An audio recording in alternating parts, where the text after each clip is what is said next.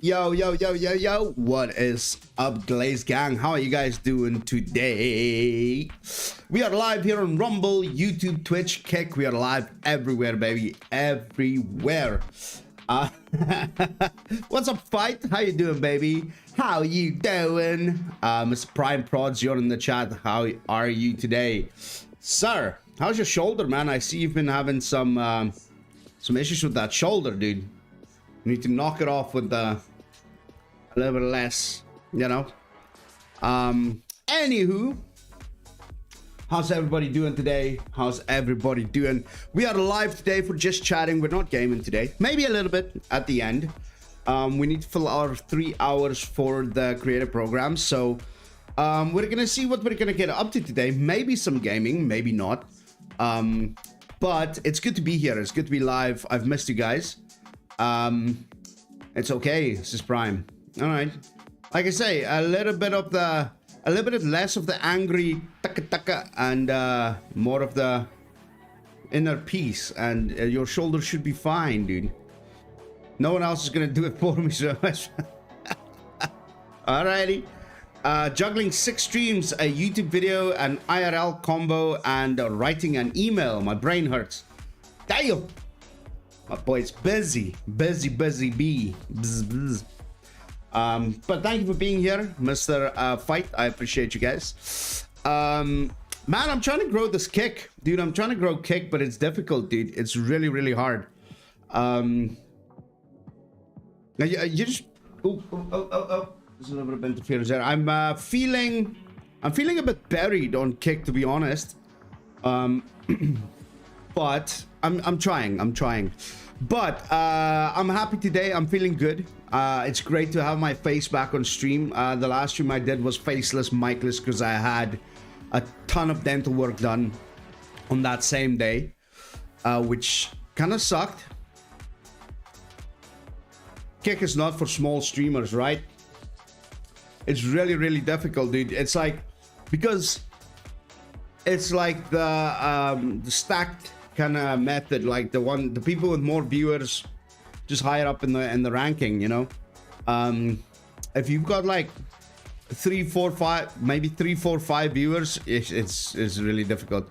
Yeah, how is your face? Bubbles made it sound like I needed facial reconstruction. No, it wasn't that bad.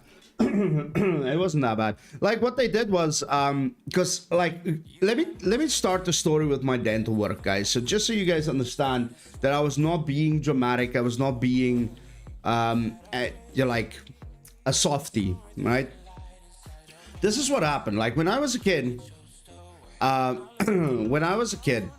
went to the dentist one time, but this was like a student dentist. She just like finished her schooling, and she had to do a year of like what do you call it, practical, like service. So we call it in South Africa service year, where you go work for free basically at a government hospital for a year. Or not free, you get paid, but you have to go do that year before you can go into private practice and all of that stuff, right? So basically this nurse used me as the guinea pig, like a pincushion. So she took like the needles, the what do you call it, the anesthesia. She put the needles in the roof of my mouth, dude, and that was the first time I ever had injections in the roof of my mouth. And dude, I don't know what she did, but goddamn, she botched it or something, dude. And she fucking, there was like 4 or 5, I think, 4 injections in the roof of my mouth. And dude, I was screaming as a kid. Like, I was a young kid, dude. I was screaming, like I was in tears. It felt like I was being tortured.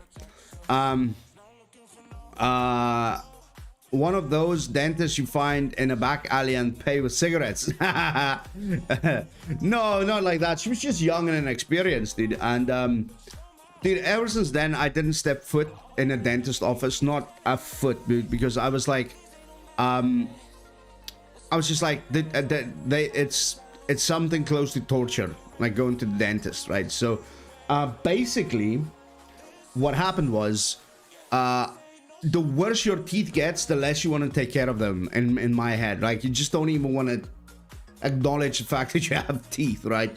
So basically, I just decided I need to go to the dentist. I need to get all my shit fixed. And dude, they extracted like 5 teeth already in the back, like right in the back. They fixed a bunch of cavities. And that day it was a faceless Micheless stream, and they fixed a bunch of cavities, extracted 3 teeth, and they did a root canal right here in front. So it was a root canal, a bunch of cavities, and extractions. So dude, it was rough, man. It was really rough. I was in all sorts of pain, dude. I was in pain from the injections. I was in pain from the actual extraction. My mouth was thick. You know, it was kind of still bleeding. I don't want to get too nasty here. So yeah, for me to kind of get the face cam up in the microphone and just sit here and be like, hey, I just didn't have it in me. So no, like this is what here at the back, they're completely gone, like pulled. Now it's the waiting game for the gums to heal, and then they're gonna put in the implants and crowns and stuff like that. So like the root canal that in front, that is they're gonna be putting in like a metal prong and then a crown, and then next week on Monday or Tuesday it's gonna be this side. So they're gonna start working. I think I've got 2 more root canals to go. Yeah, I'm getting replacements. Yeah, of course. Like, fuck, dude. I don't want to walk around here like I'm from like the movie The Wrong Turn. Do you want it any? Are you like a 12-year-old boy? Prime. You sound like a 12-year-old. Like, do you want it in you? Bitch. But anyway, so yeah, next week is this side, and then I think it's like a month waiting period for like everything to heal up, and then they start with like the implants and the crowns and everything. So by the time I'm done, I am definitely going to push to be the face of Rumble with my Hollywood smile. It's gonna fucking have to be for the amount of money it costs to get all of this done. It's absolutely fucking insane. But that's neither here nor there. Let's get going today, guys. No, 13. Duh. Welcome in, guys. Appreciate you.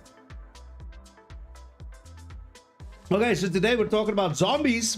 We're talking about zombies. Why are we talking about zombies today? I don't know. It's just poor Joe. It's just something that has to happen. But I think I've got a really good dentist. I've got a really good dentist. She studied in Shanghai. She studied abroad, and she's the head of the department. She's the head of the hospital where the department at the hospital where I go to. So I kind of get some VIP treatment, I have to say, because my employer took me to this dentist, and she's really high up. You know, this dentist. So I'm lucky in that regard, where I get to get some VIP treatment with the head of the department. So they take good care of me. They're gentle, and yeah, they don't bully me too much. You know, they don't push me around too much, which I'm happy for. Anyway, so guys, zombies. Why do we do zombies today? I don't know, but I just had, like, I was walking yesterday. I was out of my walking routine, and I kind of started thinking, what can I do for my next just chatting stream? Because I told you guys this just chatting I want to make a part of the regular rotation on my channel. I don't just want to do gaming. So I was thinking, like, what can we talk about? And my mind kind of just wandered, like, tier lists and the ranking system, and what could we do? And we landed on bunkers. I like doomsday bunkers. I randomly thought of that TV show I watched, Doomsday Preppers. I was like, man, we could look at some of these bunkers. It kind of lines up with the houses we've been looking at on the channel. Houses under 100k. So yeah, it kind of got me thinking, like, in that direction, doomsday zombies. And then of course I thought, let's rank some zombie bashing weapons, right? That could be fun. Like, we all want to just sometimes we all just want to grab something and bash the shit out of somebody just because we're annoyed and we're having a bad day.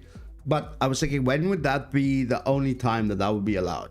It's like when you're fighting a zombie, right? So here we are. But before we do that, let's go have a look at what's going on in the world of X.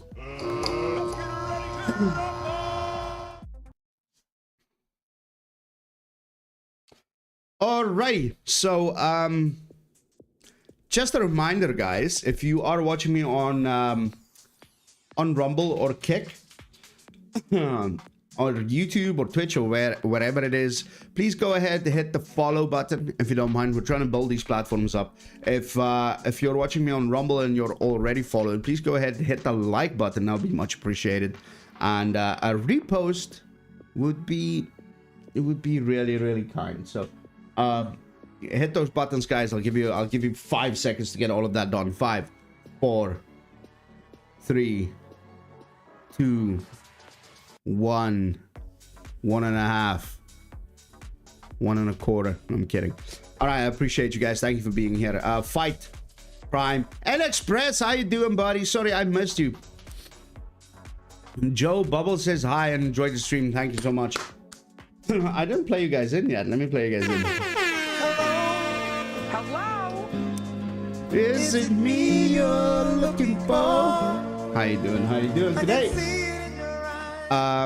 Mr. Fight Like Hell says, bunkers. Joe, chat, have you ever watched any of the Outpost movies? I don't think so. I don't think so. Outpost?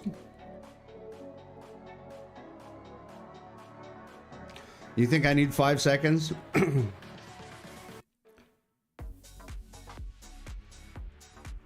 I don't know how sticky your fingers are by now. That's why I gave you 5.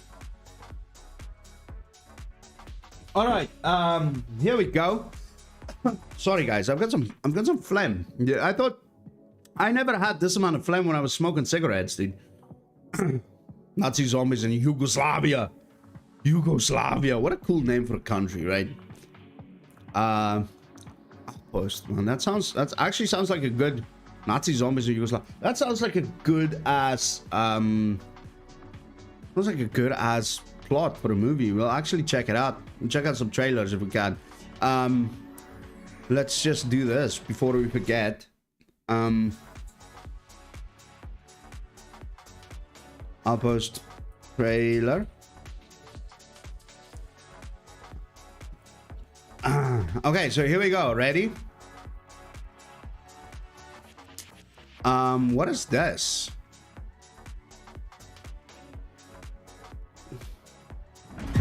Let's kill that movie real quick. The music real quick.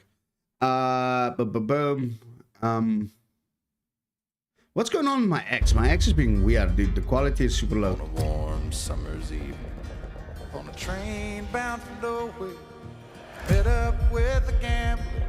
We were both too tired to sleep. What's this? This is Call of Duty something. Warzone. Oh, okay. Out the window at the darkness, boredom overtook us, and he began to speak.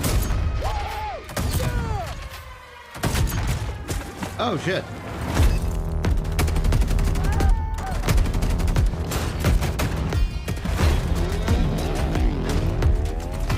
He said, son, I've made a life out of reading people's faces, knowing what the cards were by the way they held their Yo, Sixer Span, how you doing today, buddy? I can see you're out of base for a taste of the whiskey. Give you some advice. You got to know When to hold them, know where to fold them, know when to walk away, know when to run. you never know. You sit Oh. at the table, there'll be time enough When the dealing's done. when the dealing's done.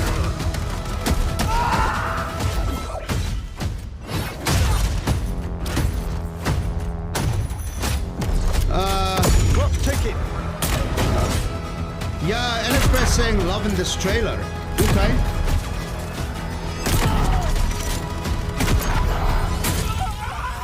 You got to know when to hold 'em. I don't know. I don't know. I don't know. I think these trailers are really I don't know. It's the music. It's the music, right? The music works. They did a good job with the music, and then it's like what they call, like, when you line up the beat of the music with stuff that happens in the game. I don't know exactly what they call it, but they did a really good job with that, and that's making you feel like, wow, this is good. But it's just, I feel overstimulated watching that. I don't know. COD kind of pissed me off a little bit. COD pissed me off a little bit with Black Ops 7. To be honest, the more I think about it, the more I'm annoyed with Black Ops 7. To be honest with you, don't set your expectation too high, and you might enjoy the first one at least. No, it's just like that's the thing about movies, dude. Something I've learned about movies is like you cannot. It is what it is. You just need to take it for what it is. Yeah. Just need to take it for what it is. I won't judge too harshly. And Express, loving this trailer. What do you love about it? What do you like? Do you like the map? Do you actually feel like you want to play Warzone, or is it just the music and the way they made it happen? Red Sixers fan, very well. How's things your neck of the world? Very good, very good. Yeah, happy days. Nothing too crazy going on. Yeah, just chilling, man. Black Ops 7 is worse than Dumpster Fire. It is pretty bad, dude. I have to say, I tried to. The first couple of games I played was not bad, but that first stream I did for Black Ops 7, that very first stream, after full release, dude, I felt so. I felt numb in the head after a while. Like, that's not a game I would be able to stream for like 6 hours, 7 hours, 8 hours. Not at all. Actually want to reinstall after that. Okay. I still have Call of Duty on the PC, so if you reinstall. But dude, NXpress, it took you 10 years to reinstall Call of Duty. It took you 10 years. So yesterday when you're like, I just uninstalled Call of Duty, I was like, we're not playing that for at least another 10 years. What if I told you I am a huge Phillies fan? Absolutely. Hey, I assumed so, Mr. Red Sixers fan. I just haven't watched baseball. I haven't watched baseball in a very long time, like consistently. But I love anything Philadelphia, dude. Flyers. Got a couple of Flyers jerseys, Sixers. I don't watch basketball. I'm actually not into basketball. I had my Iverson jersey, autographed Iverson jersey, but I don't know what happened to that. Then the Phillies and all, of course, the big one is the Eagles for me. The Eagles. Fly, Eagles, fly on the road to victory. But I live close to Philadelphia. Awesome, dude. I even have the love tattoo right there. I got that when I was really young, dude. Like I was like 19 or something. It's okay to make bad decisions, Joe. What do you mean you're not into basketball? It's the only major US sport that makes any sense. Really? I think I got put off from basketball when I tried to play. Like when I started to learn about US sports, like how I learned the NFL football was through the Madden game series, right? How I learned baseball was through playing the MLB games. I tried to play the NBA games, the basketball games, and I was just fucking lost, dude. I was so lost. There's just no way I can understand basketball. There's no way. Soccer makes more sense than basketball. Yeah, absolutely. Absolutely. I don't know. I don't get what happens in basketball. Like, yeah, in basketball. That's right. Okay, so let's have a look. The Wednesdays before Thanksgiving was the night everyone went out, and it felt like a high school reunion. Dude, when is Thanksgiving? On Thursday, yeah? What do you got? Do you guys have any big plans for Thanksgiving, by the way? Let me know. If you guys have any plans for Thanksgiving, what are you doing? Thanksgiving.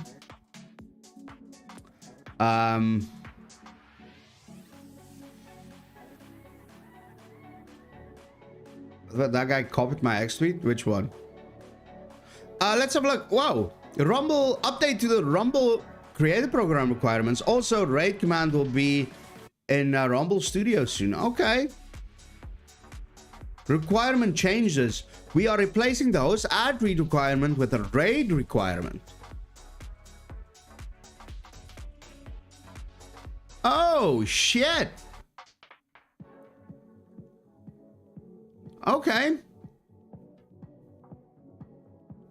Alrighty.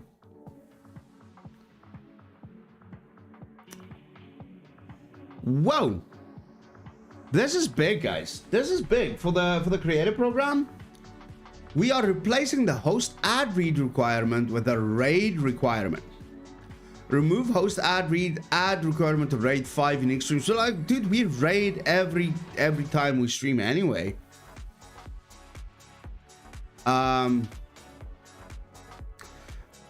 Raid requirement is much better than ad read requirement. Like, dude, I think with the ad reads, I think Rumble got what they wanted out of that. I think they showed the people in the creator program that ad reads can be beneficial financially to your channel, right?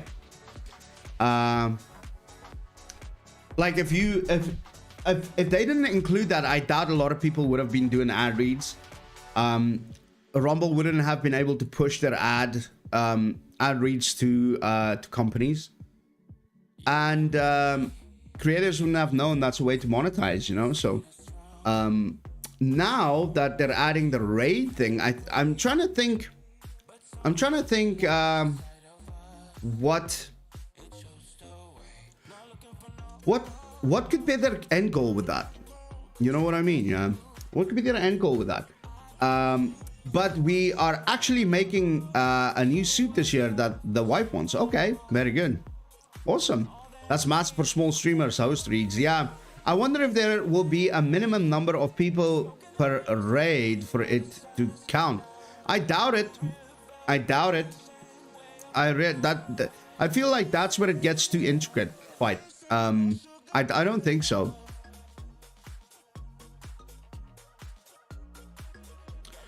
I think what they want to do with this is they want to get people to understand all the functions of Rumble. You know what I mean? Yeah. And I mean, if like there's a bigger creator with like, let's say 50 to 100 viewers, and they are in the creator program, they want those people to send those 50 or 100 viewers to somebody else. They want to keep them on the platform. I think that's it. I think we figured it out. I think they, instead of just ending your stream and those people being like, oh fuck, well my favorite creator just stopped streaming, let me just go about my day, they want to try to keep those people on the platform for longer, and that'll make sense. What was Rumble's goal with the ad reads though? Getting streamers out of their comfort zone or getting advertisers on board with Rumble? I think both. I think both. At the end of the day, fight, like, this is it. If they got people to read ads, they could go to companies and say, well, advertise with us. We have our streamers on loop, basically doing ad reads, right? So it was appealing to companies to invest their money into Rumble. And then at the same time, it was like showing the users there is this great function in Studio where you can do ad reads and make some extra money. It's a win-win. I feel like the ad reads thing was never a bad thing. Was never a bad thing. I think they need to make 5 different people a month. Yeah, that's why they say 5 unique. 5 unique. That would be 5 different. I don't think you can rate the same person over and over again. Yeah, I think that's what they mean by unique streams. That's a deeper reason Rumble did ad reads. Won't go into there, but if anyone is interested, I am Red 6 is found on Discord. Alrighty. I don't think anyone is going to continue ad reads after they aren't required to though, and then advertising interest will drop off. I will for sure. I will for sure, because guys, like, listen, I don't get into the financial aspect of this on stream a lot, because I feel like you guys being here is more than enough support for me. But to be honest with you guys, instead of hammering you guys in chat like, oh, remember to subscribe to my channel, remember to pay the remember to I did you know, like hold on. Instead of going like, guys, remember to pay me the $5 a month, remember to donate in the chat, guys. Instead of being that guy, I'd rather do a quick well, I will continue to do ad reads, because if I do a quick ad read, the money I get from that makes up for me hammering my chat for money, you know, for donations and stuff. You will? Does it actually pay that much dividends? Yes, it does, sir. Yes, it does. I made over $200 in ad reads on Rumble one month. Not every month is that strong. Not every month is that strong, but some months definitely are, you know. And I mean, $200 might not be a lot of money to a lot of people, but $200 is $200. $200 is better than no dollars. You know, if Rumble fails, you fail. We all fail. I do it to keep Rumble competitive, dude. Absolutely. It's like and you know what, it adds another sword to my arsenal. You know, if I start, because this is what I'm saying with I'm not hammering my chat for donations and subs.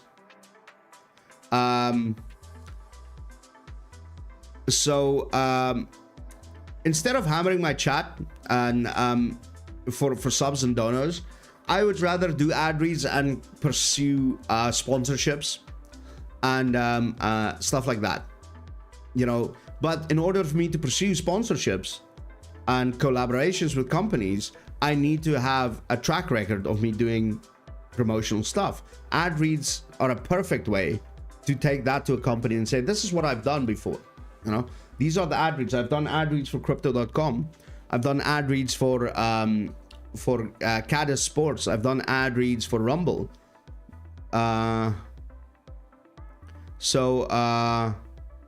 Yeah, there we go. That is where the ad reads work for me. Competition is important as long as it's healthy. Rumble deserves to fail whenever it makes bad decisions, like featuring Motherland Casino on Easter Sunday. And getting my rocks off watching the stock tank. I don't know, dude. I don't agree with you on that, respectfully. I don't agree with you respectfully, of course. But that's what we're here for. We are here to talk about stuff, right? It's just chatting. I think as a content creator that's put in a lot of effort and time into content, I am not cool enough, I'm not hip enough, and I'm not fly enough. And proof is by the words I've just used, to be super successful on YouTube. I'm not a 22-year-old kid playing Fortnite like a beast. So it's difficult to be successful on YouTube. Same with Twitch. I'm not the type of person that's gonna sit and bite my tongue and count my words on stream. I'm not a type of guy that likes to ride trends and do trendy stuff. So Twitch is difficult for me. Kick is hard because you're just buried. Rumble is a place where I found my people. I found my community, and fight. It's people like you, like Prime, like Red Sixers fan, like you know, all of these viewers that pop into Rumble. These are people I can hang out with and share my opinions with, and do it in a positive and constructive way, right? So that's why I want Rumble to succeed, dude. Absolutely do. Yeah, they make some decisions that I don't agree with, that a lot of people don't agree with. Yeah, they do. But there's something that I always remind myself of. If you haven't done the job, then it's hard to judge why decisions are made, right? That's what I'm saying. Like, we don't know the intricate details behind the scenes of Rumble, like running a corporation like Rumble. Like, we have no idea. So I'm not gonna judge it. If I ever try to run my own video streaming platform or video hosting platform, and I've done so successfully, then I'll be able to throw my 2 cents around. But until then, I I just let them do their thing, and I do my thing with my people, and we hang out and we have fun. See, that's where we disagree. I don't want Rumble to succeed or fail per se. I want it to do get its desert. If that happens, I'm winning. I want it to get its just desserts. Okay. Yeah. But that's what I'm saying is like, instead of shouting and screaming about it on X like a lot of people do, to get it's just a dessert. Okay. Yep, easy to complain or hard to build. But that's what I'm saying, dude. It's like it's difficult for me to comprehend going on X and screaming and shouting about decisions that people at Rumble make. But at the end of the day, it's like I have zero comprehension or understanding of what running a video sharing platform entails. So I trust them to do their thing, and I do my thing. You understand what I mean? Yeah, that's it. We're building here. B-Money, you're right. Hard to build, but we're building. And it's hard to build without... Like, it's easy to get negative, you know? It's easy to be on X, and I've seen people, dude. Honestly, I've seen Rumble creators that when I joined Rumble, I absolutely loved hanging out with them in their stream. I've seen them get more and more and more negative over time, some of them, and then with that negativity, viewership drops. Because, dude, listen, I work a hard job, right? I work a hard job, and my job has a lot of stress and a lot of responsibility. In fact, I think with your past experiences in the kind of same field, you know the responsibility and stress that entails with doing the jobs that we do, right? I've got my family that I have to maintain and all of that. I have family back home that I have to maintain. I've got drama in the family back home I have to maintain. I've got bills to pay. I've got a future to plan out. I've got all of these things to do. So if I log on to Rumble and I come to your stream to relax and hang out, and I have to sit and listen to you bitch and moan and complain the whole time about why you're not getting featured and why you're not getting viewership and why you're not getting this and that, and why Rumble Rick unfollowed you, dude, I'm gonna bounce, dude, because I don't wanna carry my heavy load outside of the internet and then come onto Rumble and watch your stream and then carry your stuff as well, you know? So that's why people lose viewers. And then afterwards they're like, oh, Rumble blocked me. I'm shadow banned on Rumble because I spoke what I felt. No, you're not shadow banned because you spoke what you felt. You're shadow banned. You shadow banned yourself basically because people don't want to hang out with a negative person. And that's the truth.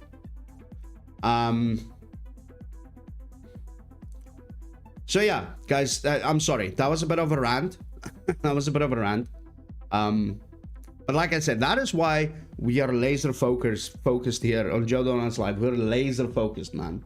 We try to keep it in line, and I don't mind having these conversations. I'm not a guy that's gonna go, let's not talk about that. That doesn't exist. I'm not at all, dude. But what I'm saying is, when they're saying we need you to do 5 ad reads for the creator program, I'm doing 5 ad reads. I'm not gonna go, why? Why do they no, I'm gonna do 5 ad reads. I'm gonna do the ads that aligns with me. I'm not gonna do ad reads for medicine because I don't believe in that. I'm not gonna do ad reads for strip clubs because I don't believe in that. You know what I mean? I am gonna do ad reads for Rumble. I am gonna do ad reads for Crypto.com. I am gonna do ad reads for outdoor sports companies because I did the research and I checked their reviews on Amazon. They're not scammers. They take care of their customers, and they've got good products. You know, so that's where I stand on all of that. He's got kids to prepare for. Fuck no. Anyway, but it's okay for us to disagree. Don't get me wrong. It's okay for us to disagree. There's no problem in it. No problem in it at all. Okay, let's have a look. What's happening?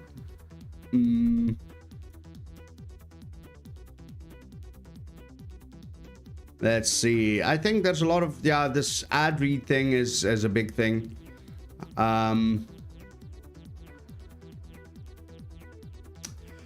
Dad teaches his son how to properly carve a turkey. Is there a proper way to carve a turkey? Ah, damn it. Okay, wait. Let's have a look. Proper way to carve a turkey for Thanksgiving. You see? You take it off the bone. See that? How nice it came out? But you go close to the bone so you don't waste no meat. Dude, is that cooked? Is that fully cooked? That's not fully cooked. Okay, you see that? Now that's the turkey breast. Take the skin off. Look at this. A lot of people don't know how to open a turkey. Throw away the skin. Throw away the skin. This is all white. If you want dark meat, this is all dark under here and this. So if you want dark, look at that kid. I'm gonna show you something so you learn. You go under the leg and you come down right here. This cutting board's not big enough. You go here, you come down, you go on one side. The skin is the best part, right? You understand? And you come down. You see? He threw away the skin. Stop the video. Dude, I love skin so much, like chicken skin or any like skins like that. On the carnivore diet, I actually buy chicken skins and I stick them in an air fryer and I make like crispy chicken skins, and that's a snack on the carnivore diet for me. So when this guy went throw the skin away, right to jail. Right to jail. Yeah, that guy just destroyed their turkey. Whoever's filming this must have been crying, dude. And the best part of this is look at his son. The turkey. One dark. Look at his son's face. The son is like, fuck, Dad's been on the whiskey again. Dad's been on the eggnog and it's not even Christmas. Alrighty.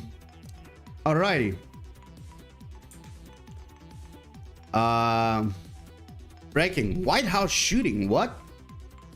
2 National Guard members confirmed dead near White House. What the fuck?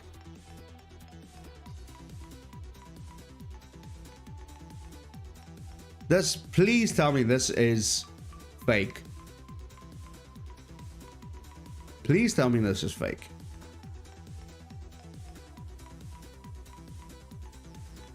Just blocks from the White House. Okay.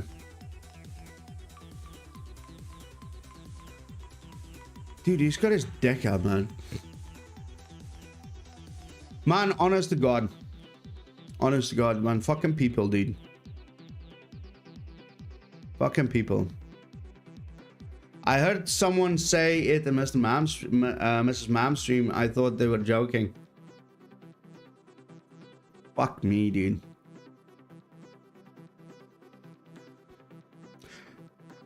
Yeah.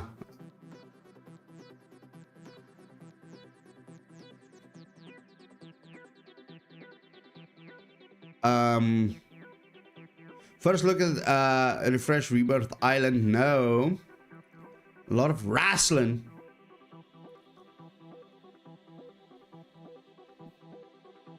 Why the fuck was all the wrestling? Alright, there we go. Times Square. What's that for an ad read? That's amazing. Nope, that's real. Well, that's gonna be the whole nother thing, like the Trump attempted assassinations and the Kirk murder. Yeah, I don't know, dude. It's exhausting. It's really exhausting, dude. Online, the internet can be really exhausting, man. This was the Lumpy. What's that face, Lumpy? Anyway, guys, we need to do what we came for today. Okay. We need to start doing what we came for. Oh, this is cool. This is pretty dope. Like graffiti art. That's awesome. It is. I wonder if that is part of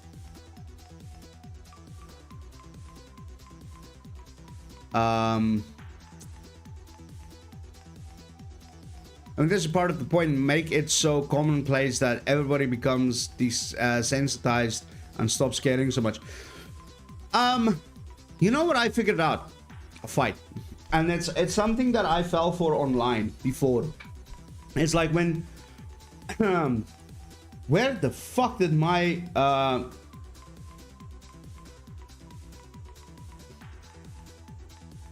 where did my goal go? I'm just a hovering fucking torso right now. Let's see. Hold on. Follower goal. Where are ya? God damn it. Anyway, I'm gonna have to fix that. Hold on. Let's do that. Make myself a little bit bigger. Boom. Okay, we are just chatting anyway, so hold on, chat. Let me get everything open. Boom. Boom. Boom. Yo, Prime, I see you over in the kick chat. Thank you for the message in there, dude. I appreciate you.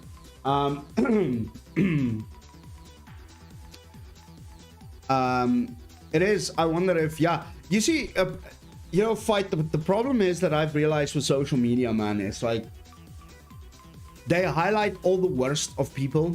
They highlight all the riots. They highlight all the oh, gas is too expensive. They highlight all the the US is unaffordable. They highlight all of the stuff all the negative stuff. So you start to think like that is the true picture of things, right? But then you start to delve deeper into the positives a little bit, and you figure out it actually fucking isn't. So apologies. God damn.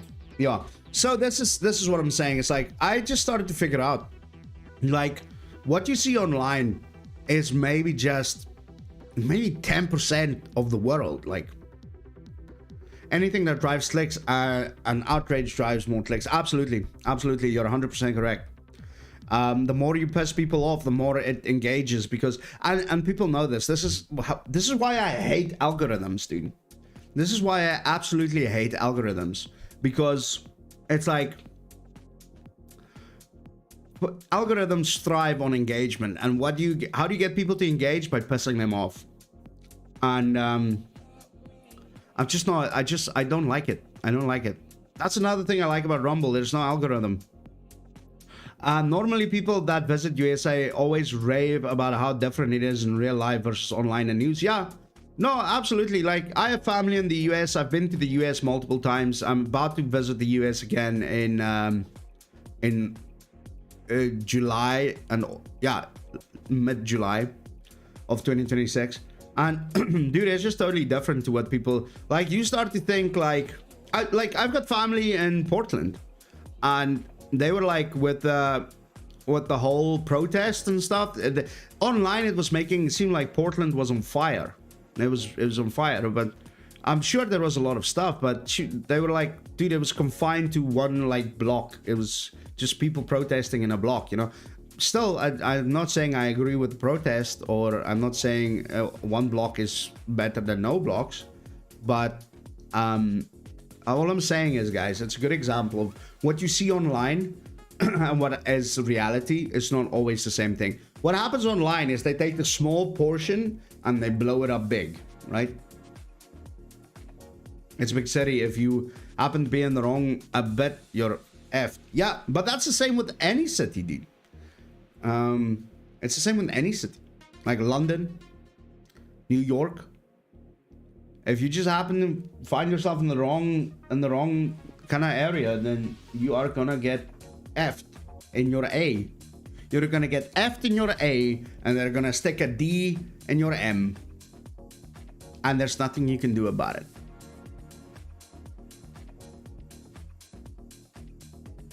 All right, let's go. Guys, we came for a certain thing here. Outpost, let's have a look. Is it this one, yeah? Outpost, fight.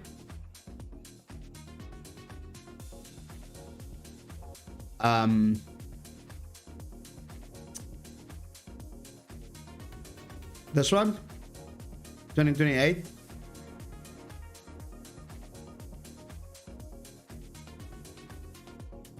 Is it the 2028 one? Oh, okay. Gotcha. Over 60. Did I watch this before? Okay, let's have a look. Outpost.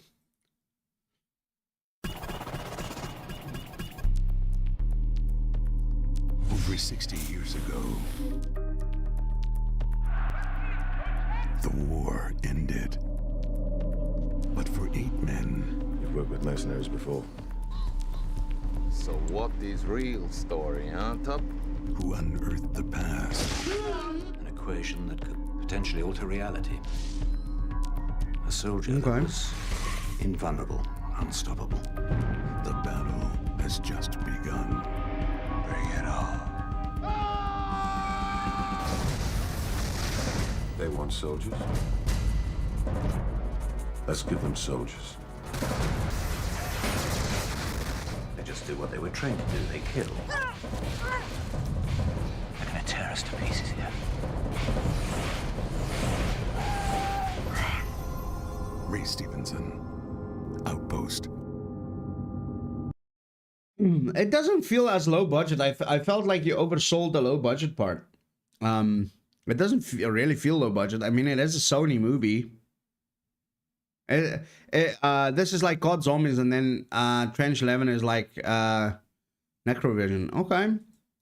This looks actually pretty good. It looks like a good Halloween movie. Sony Pictures, yeah. It's a Sony movie. This guy is quite famous. But for 8 men, You've worked with mercenaries. This guy is quite famous, right? My paycheck is low budget. Oh.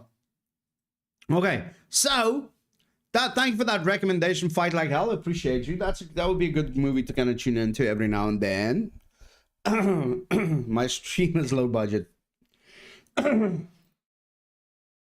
Okay, so here we go. We're gonna do a tier list. We're gonna start off with the tier list, and we're gonna talk about it. Zombie weapons, I believe. What was the search I did? Zombie weapons.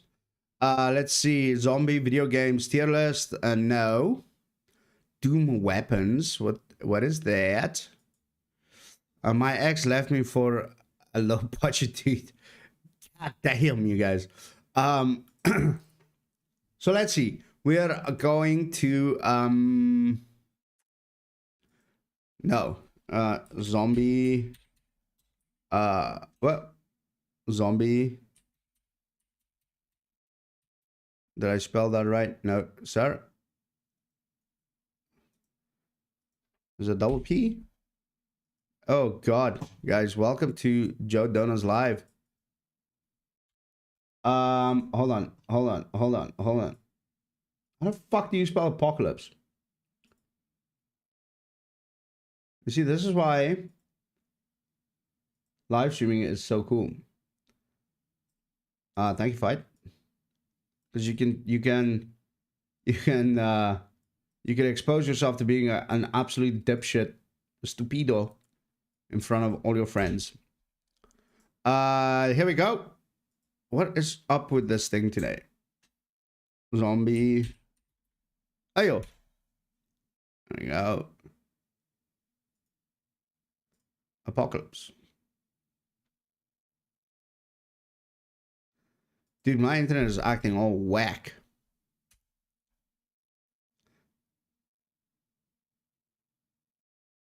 When do we all get to tell you what we're thankful for? Anytime you want, buddy. Anytime you want. Anytime you want, dude. Let's do that, guys. What are you most what are you most thankful for in your life? What are you most thankful for in your life? We're thankful for you, Joe. Fight. Thank you, buddy. give me a hell yeah! Thank you, dude. Appreciate you. Family and God's grace. Gotcha. Oh, here we go. Okay, we've got a bunch of weapons here. The voices in my head, they keep me company. God damn, what did they tell you? What did they tell you, Mr. Prime? Okay, so here we go. We've got a few tiers here. Unstoppable. Top tier. Hard to beat. For everyday use. I don't get for everyday use though. Sounds better than it is. Only in emergencies. Weak. You would die. Okay, so those are the tiers we're working with, and we've got 1, 2, 3, 4, 5, 6, 7, 8, 9, 10, 11, 12, 13, 14. We've got 28. We've got a heap. We've got a bunch of weapons. A bunch of weapons to deal with here. And these are our tiers. So we're gonna go into presentation mode if we can. There we go. Boom, boom, boom. Before we get started, chat, I'm gonna take a quick break because I want to top up my water and go to the bathroom, but we will be right back. Do not go anywhere. I'm just thankful that I am not, as other men are, extortioners, unjust adulterers, or even as this publican. All right, we'll be right back.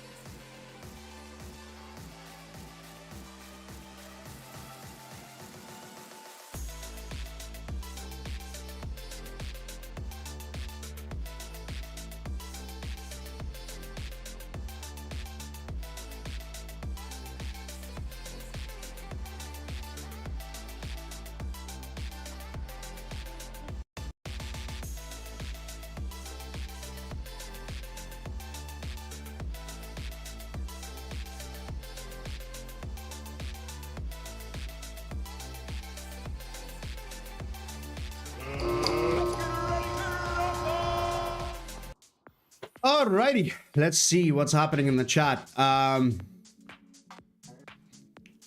They don't have the giant purple dildo on there from Saints Row. You know, it's funny, I actually looked at the Saints Row game the other day, and I was like, on Steam, I was like, dude, should I play that?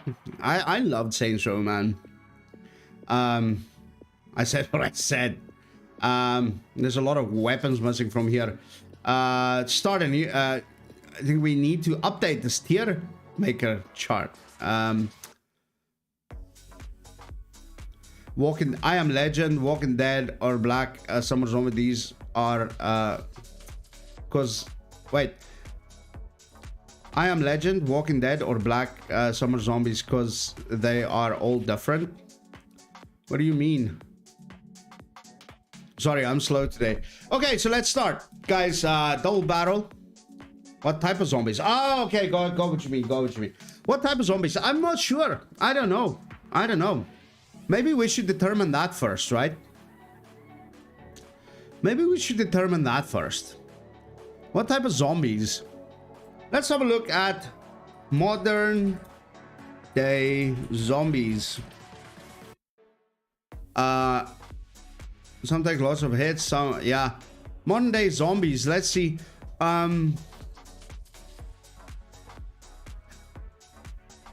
All right, wait. Let's do this.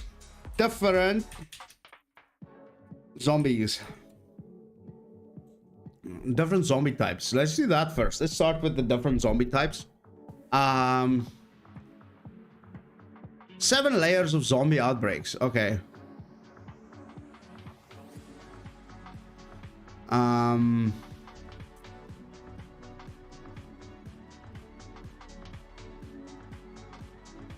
Let's see the 10 zombie types. Zombieland also had different zombies, that's true. Okay, we're gonna look at the different types of zombies first, yeah?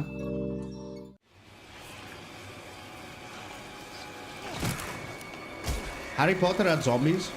I guess. They're all different, but one thing's for sure. You are not safe if these monsters are around. Oh man, they call these guys bonies. They don't bother us much, but they'll eat anything with a heartbeat. Welcome to WatchMojo.com, and today we're counting down our picks for the top 10 zombie types in movies and TV. Oh, for this list, okay. We're looking at all zombies and infected zombie-like representations in film and TV, and are picking our favorites based on their iconic and badass status.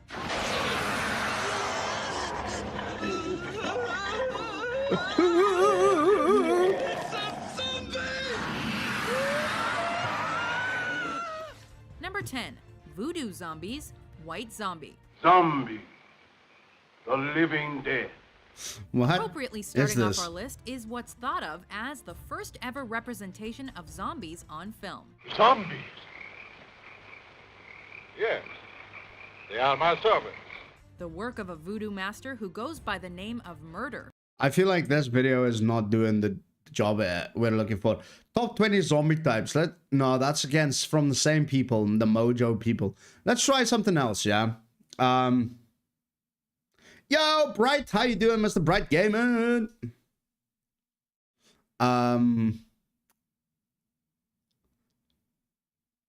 Let's see. The 7 levels of zombie movies.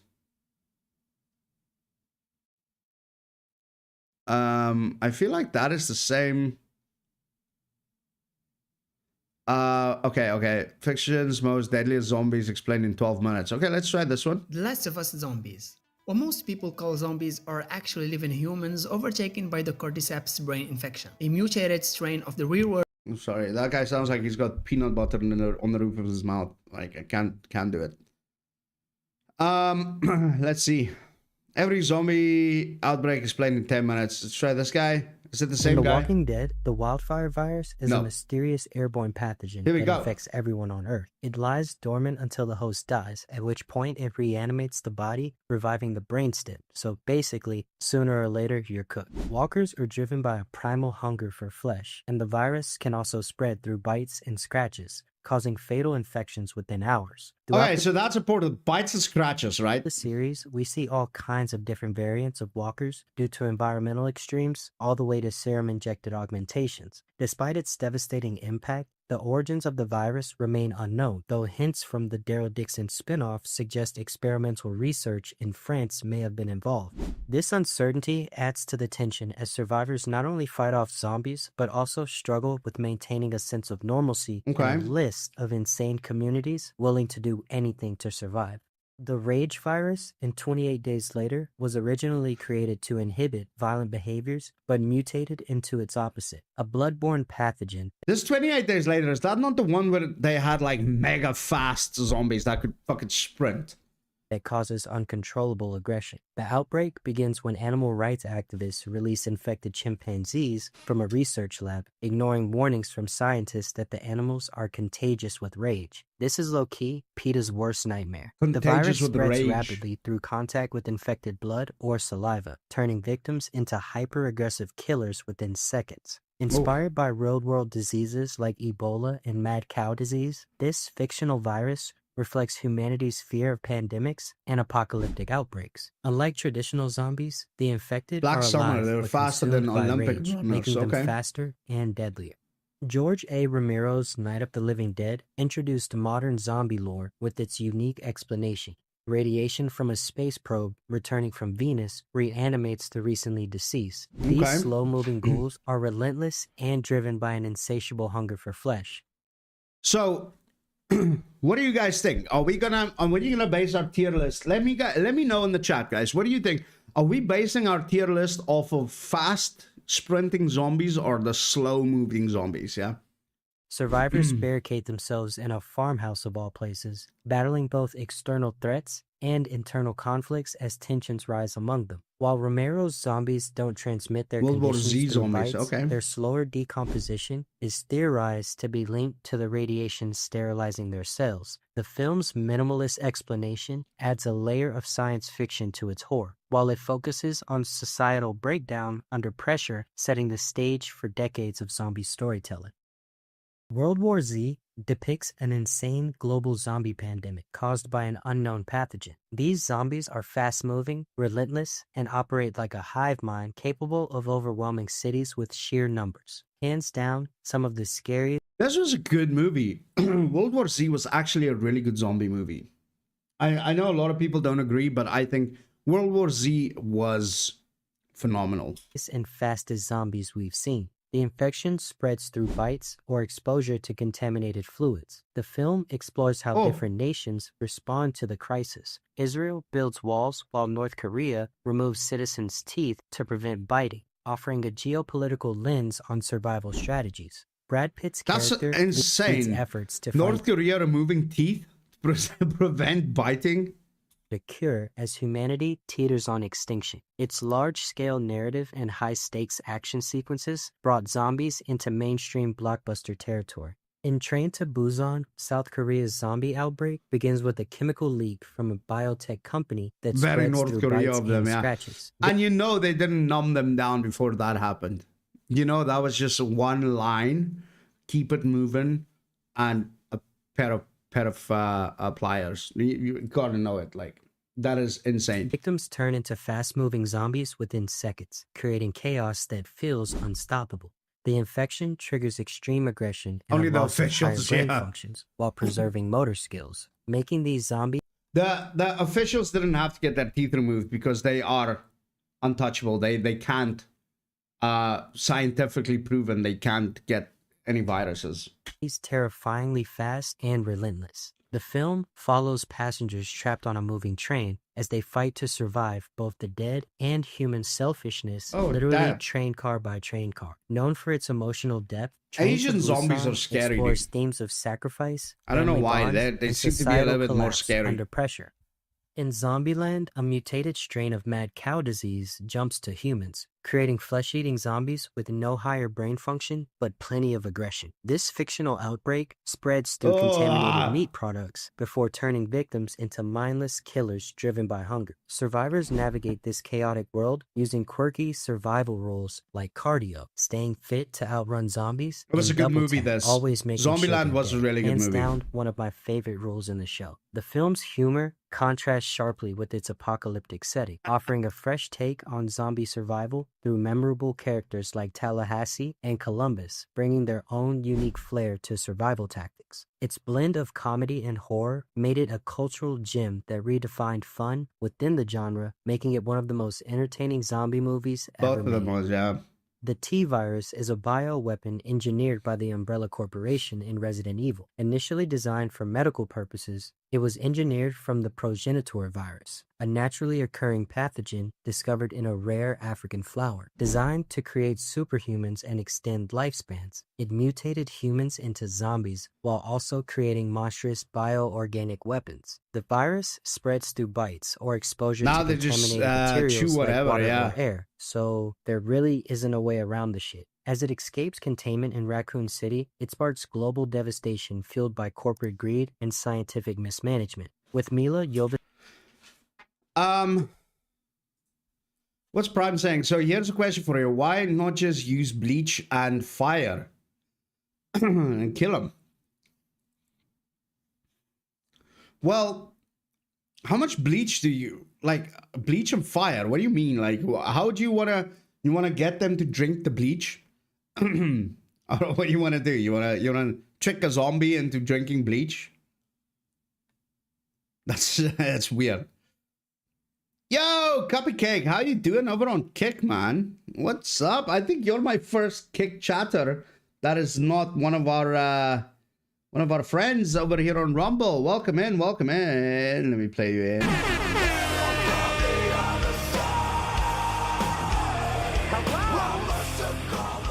How you doing? How you doing? Thank you for coming in. Good, thank you. And you? I'm good. I'm good. I'm good. That's a pleasant surprise. Happy Thanksgiving if you are from the States. If you're not, then happy Thanksgiving anyway.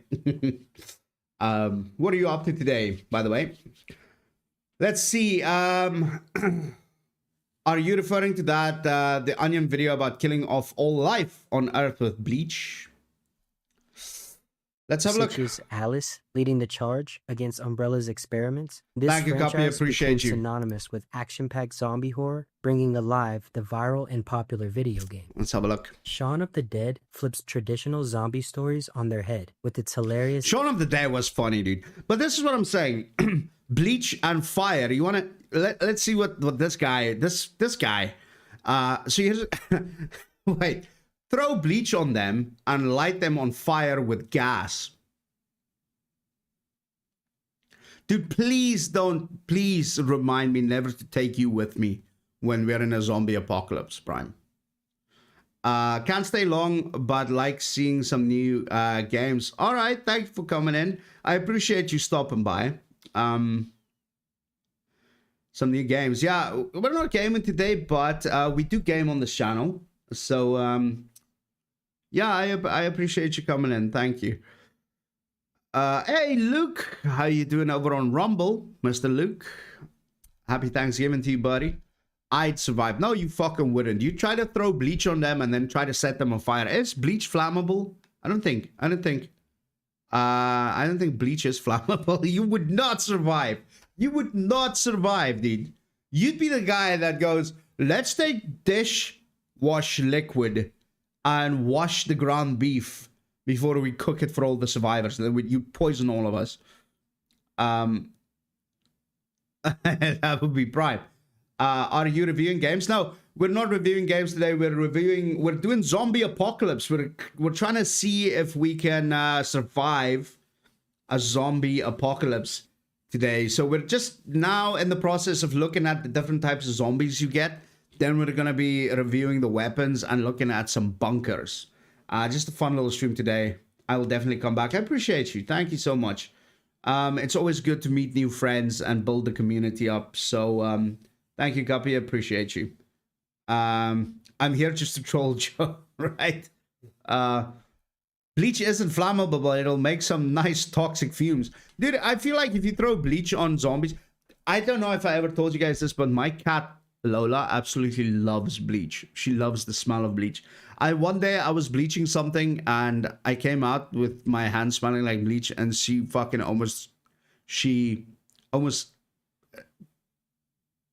pounced on me like a tiger. Okay, so let's continue this. Bleach the zombies. What's it with you guys and bleaching zombies? Is there something I missed? I grew up watching zombie movies and not once that in any of them that any of the action stars go, get the bleach. Not once. Take on survival during an apocalypse so clean, caused right? by an unspecified infection. Shaun and his friends stumbled through London, She likes clean smells, I guess so. Zombies while trying to save. For an animal that poops in a box, I guess she loves clean smells. Yeah, it's weird. Okay, bleach kills everything. Their loved ones, and grab a pint at their favorite pub, the Winchester. Directed by Edgar Wright as an homage to classic zombie films like George Romero's Dawn of the Dead, it balances laugh-out-loud moments with genuine scares while cleverly satirizing everyday life interrupted by chaos. The film's infection spreads subtly at first, mirroring how people often ignore warning signs in their daily routines. Wright and co-owner Simon Pegg drew inspiration from their own lives, imagining how... What is it with you guys and cleaning zombies? Like, that is insane. You guys are... I am not. Dude, if there's a zombie outbreak, we do not band together, all right? You guys can do your own gang. I'll do my own thing. Because I feel like you guys are going to see the first supermarket and you're going to be like, rush the doors, get all the Tide, get all the bleach and all the detergent you can carry. And then you guys are just going to... On the way out, you're going to get butchered. And you're just going to see like bleach flying and detergent flying everywhere. and they're gonna eat you up. That's what I'm saying. Use Windex to blind them. What? I'll bring the scrubber, says Copy. Yeah. Oh God. I'll be on the roof with my binoculars just watching this unfold. Saves you money on catnip, absolutely. Yeah, I'll be watching this all unfold, and I'm gonna film it. I'm gonna watch you all get massacred with your Tide and your detergent How and ordinary bleach. Brits would react to a zombie apocalypse without access to firearms or survivalist skills.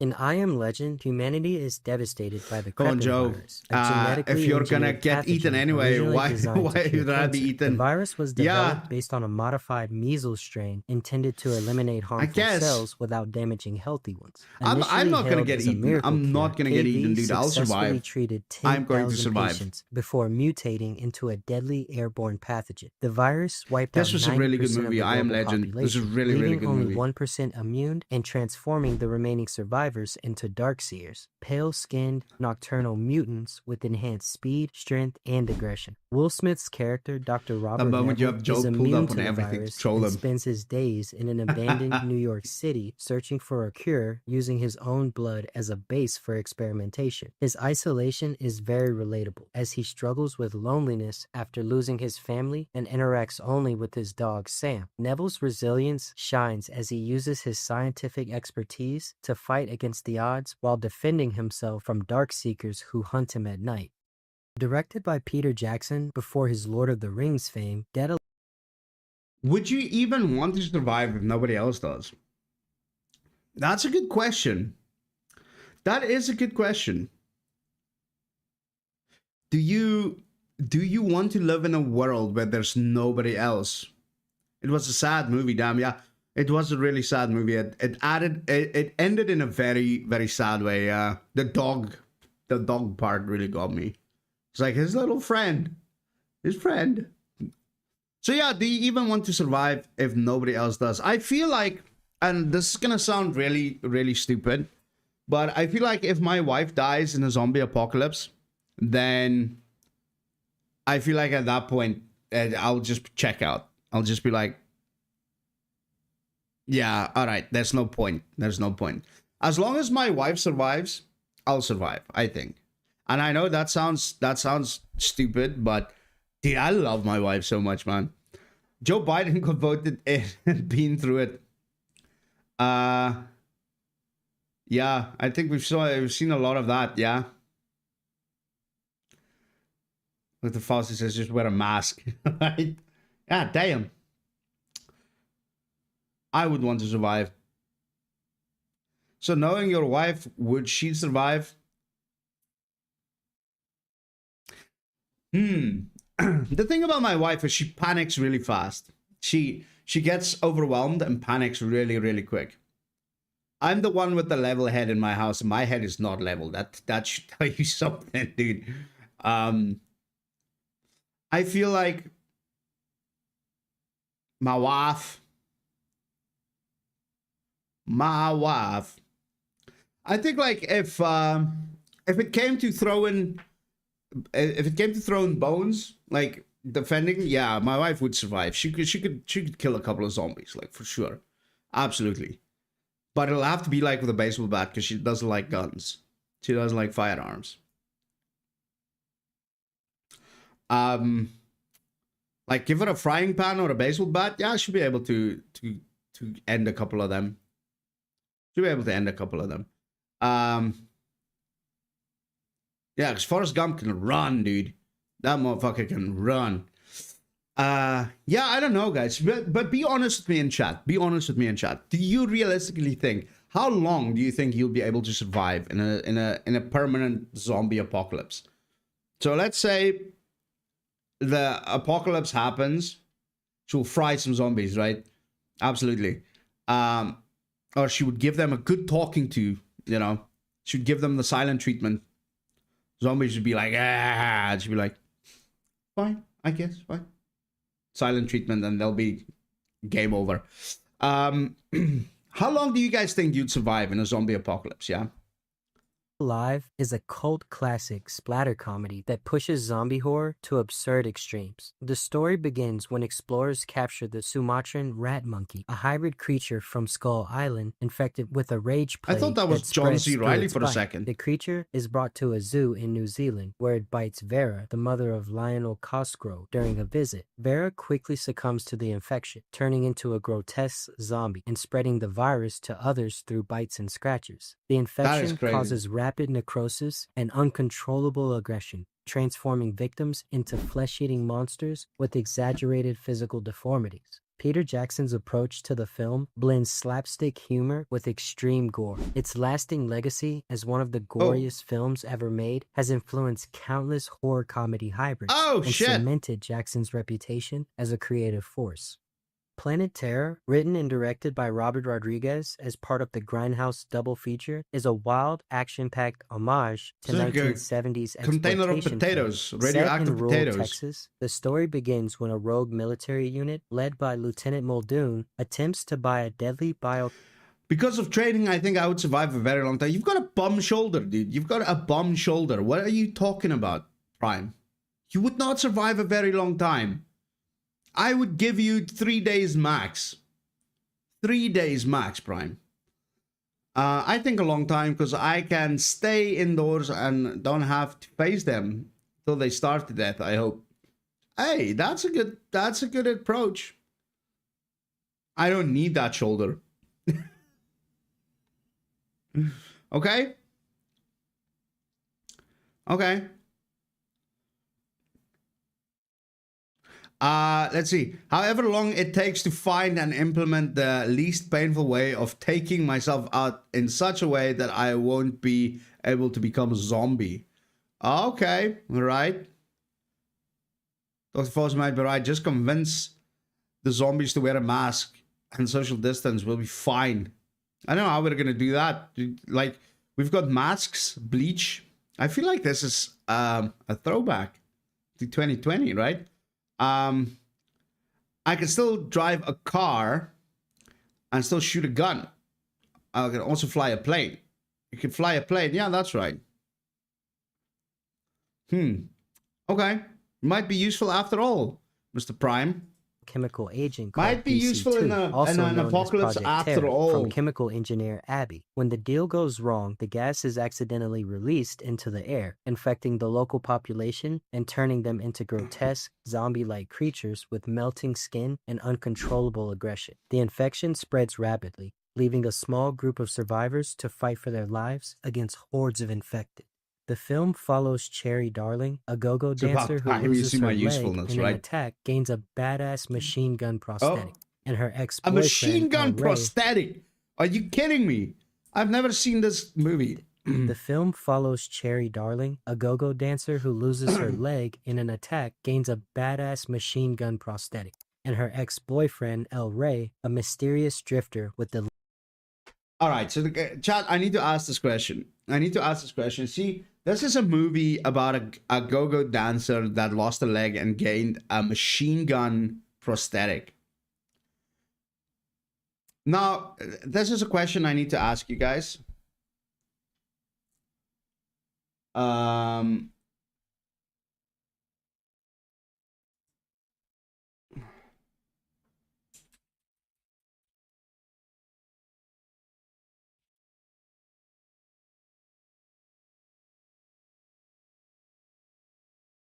Sorry guys, we're dropping a bit of frames.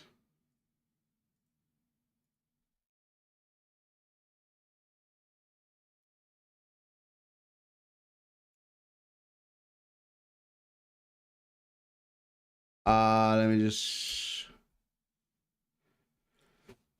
we should be back. There we go. Okay, so...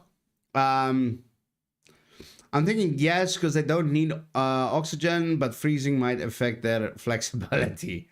How fast would the shots be if tap dancer gained a prosthetic? Oh, good question. Good question. If a tap dancer gained a prosthetic leg, that's crazy. Okay, so my question is, how is it that somebody wrote a script where a go-go dancer lost a leg and gained a machine gun prosthetic? How did somebody write that script and that plot and then got a movie deal out of that? How? And why am I still working my ass off? Because I have a lot of ideas. Music is louder than you. What music? We have no music playing.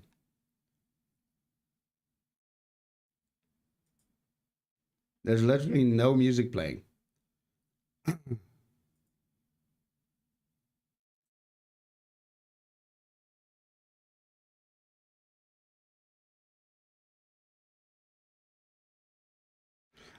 Anyway, why am I working my ass off? Because I have a lot of fancy ideas that I'm missing out on the music. Me too, buddy. Luke, I don't know. Maybe it's your music playing. I don't know, dude. I'm not playing music. But yeah, I don't know. Somebody wrote the script and took it in and got a movie deal, and I'm still out here working my ass off. Elite combat skills. Together, they lead a ragtag group against both the infected and Muldoon's corrupt soldiers who inhaled the gas. Directed by Tommy Wirkola, Dead Snow is a Norwegian horror comedy that blends Scandinavian folklore with absurd gore, creating a unique twist on zombie films. The story follows 8 medical students on an Easter ski vacation in the remote mountains. It was me, sorry. No, you're good. You scared me for a second.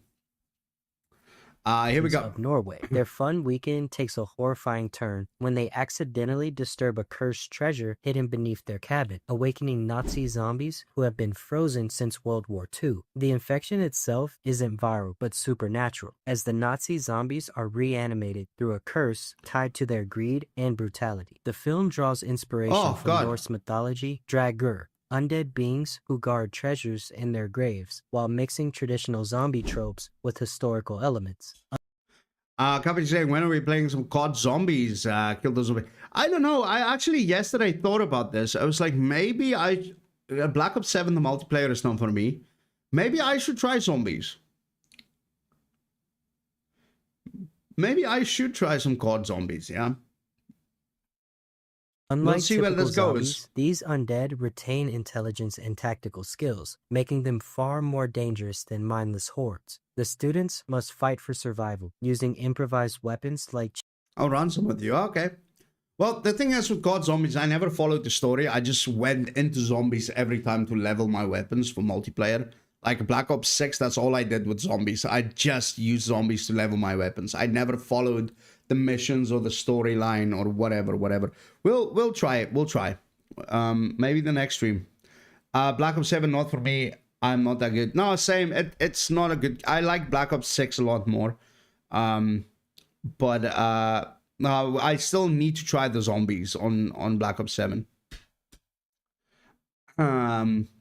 That's for the best. The story went off the rails real fast and it just kept going and going. Really, yeah. Yeah, that's what I'm saying. Just see how long you can last. Just shoot the shit out of some zombies, right? Yeah.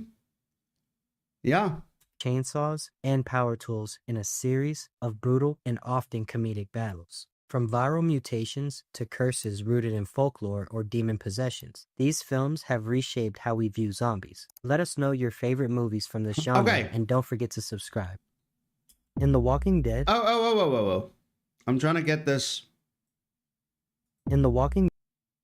I'm trying to get this guy's picture. His tier list. Where is it? Okay, so I guess that's not happening. So what are we doing, guys? Are we going for World War Z? What are we doing? What are we doing, guys? Come on. Let me know. Which zombies are we going for? Which zombies are we going for? I'm going World War Z. I like the World War Z zombies. I think they're pretty decent. Pretty decent.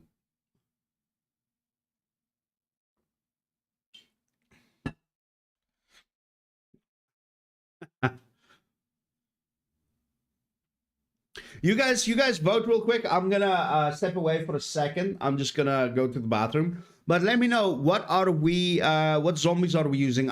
Prime is voting World War Z. I think World War Z is good. They're quite fast. They're quite tough. I'm happy. Energy tray. Okay. Be right back, chat.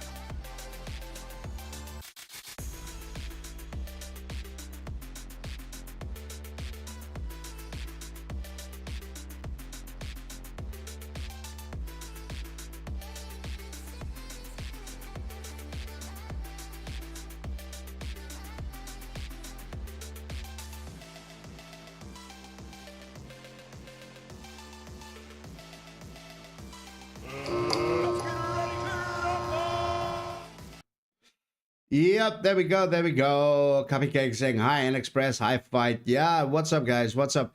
Everybody in chat over on Rumble, let's say hello to Copy over on Kick. Okay. Fight like Al saying, be right back myself. I've got a quiz as well. Z-Day survival quiz. Do you have what it takes to be a survivor? Do you know what to do to stay alive? So I'm gonna try this out. This seems pretty cool. And then we've got this from National Geographic Kids on how to stay alive during a zombie apocalypse. Okay. We're probably not gonna have time for that one, so we'll just kill that off. But then we need to look at some bunkers as well. Yeah, doomsday bunkers for sale. Boom, boom, boom. All right. Here we go. Doomsday bunkers for sale.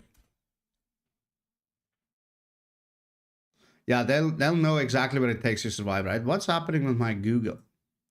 Okay, so we're starting it off. We're starting it off right here. The first one is double barrel shotgun, I guess. Double barrel shotgun. I mean, if you're taking off a head, it's unstoppable, right? No, wait. I wouldn't say unstoppable because of ammo, right? What are we saying with double barrel shotgun? It's I think it's top tier, but it's not unstoppable because you could be stopped if you run out of ammo, right? I guess you could use it then to swing and just instead of pistol whipping them, shotgun whipping them. If the shotgun goes down, rate of shots, yeah. If they run, the shotgun goes down because rate of shots. That's true. You would say in the middle, okay. Rate of fire and reload. I think you get 2 shots if they're slow. You get 2 shots. And I feel like if you really get into the swing of the double barrel, the reload, if you get into a little routine, then yeah, top tier. Hard to beat. I think hard to beat. Let's move it down to what city are we in during the apocalypse? Holy shit, guys. I do not know. I do not know. I do not know. So I think double barrel hard to beat. It's hard to beat because of ammunition restrictions and reload speed. You're right, Sixer. So I'm gonna put it at hard to beat, right? Get some music on. Okay, next up. Philly. All right. Next one. AK-47. AK-47. Here we go. What are we saying for the AK, guys? Man, can you imagine a bunch of zombies from Philly, dude? A bunch of zombies from Philly would be insane, man. just a bunch of people, just a bunch of zombies trying to eat your brain, but also super like what's the word, obnoxious at the same time. All right. Fuck the Cowboys. Man, how horrible was that Eagles game versus the Cowboys, man? The second half, dude. What the hell, man? What happened? 0 points in the second half. Our offense was dead. Got to go. Have a great day, everybody. Enjoy the zombie takeover. Thank you, Copy. Appreciate you. Thanks for coming in. Big shout out to Copy right there. Okay, AK top tier. I think it would have been unstoppable, but again, ammunition restrictions. And yeah, it's good. Rapid fire. The AK is one of the only guns with universal ammo. Really? Okay, next up is the Fireman's Axe. Fireman's Axe, guys. What are we doing with this? I don't know.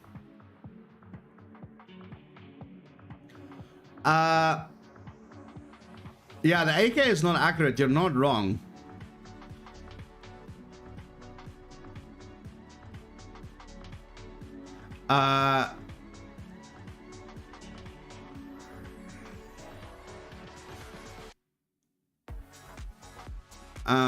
For everyday use, hard to beat. The Fireman's Axe, guys. What are we doing with this? I guess it could break, but you folding chair unstoppable. Yeah, if you're in a WWE zombie battle royale, or what's it, a Royal Rumble, I think hard to beat on the axe. And Project Zomboid, by the way. Okay, man, I tried Project Zomboid and it was completely impossible to play. It was impossible to play Project Zomboid. Fireman's Axe, I think it's either it's hard to beat or top tier, because I feel like it's sturdy. You can sharpen the axe constantly. And you've got a little bit of distance between you and the zombie. So I'm gonna put it at top tier, dude. The Fireman's Axe. Unstoppable, yeah. Why would you say the Fireman's Axe is unstoppable? Infinite use, you have no ammo. And I guess the only point where that could break is, I mean, if the handle breaks, I guess you could it's too hard and tiring to swing, lower rated. Okay, interesting. I still think top tier though. I still think top tier. And I guess, wait a minute. If you swing that axe and it gets stuck in a skull, you're gonna have to wedge it out. So let's put it hard to beat. Yeah. Baseball bat.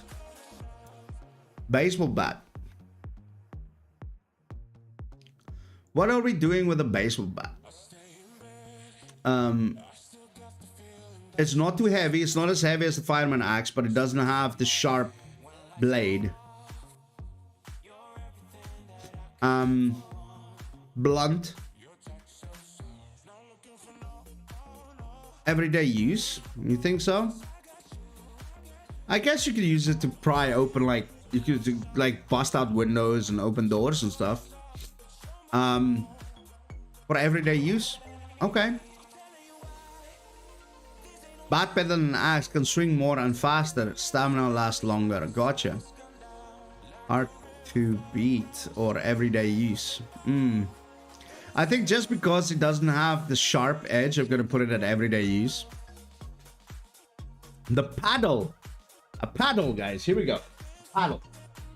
What are we doing with the paddle? What are we doing with the paddle? The paddle is, I think we're gonna go with only in an emergency. Unstoppable, yeah, right. Only in an emergency you use the paddle, because I mean it still technically can be used as a weapon, but it's just impossible to carry this thing around with you for no reason, right? Books, you would die with books. I mean, how could you use books to kill? Well, I guess you could read the books and learn how to cook and learn about survival. For everyday use, let's go. I think, and not using the books as a blunt object to kill zombies. I think for everyday use, because you can read stuff out of the books to help you survive, right?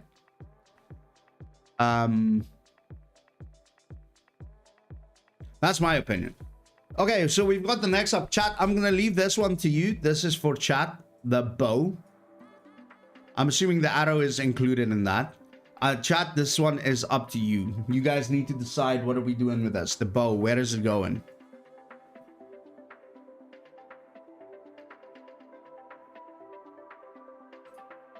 Where are we going with the bow? Are the arrows reusable? Yeah, sure, I guess. Some of them would be. Some of them probably not. I guess if you could retrieve them and they're in decent shape, then yeah. Unstoppable, really? You think so? Is it Hawkeye's bow? I don't fucking know. Too many questions. The bow. Very bottom if you aren't practiced on it. Ah, okay. You would die if you're not, if you don't know how to use a bow, if you've never used a bow before in your life. That's a good point. That's a really good point. It's a really good point. I would think so.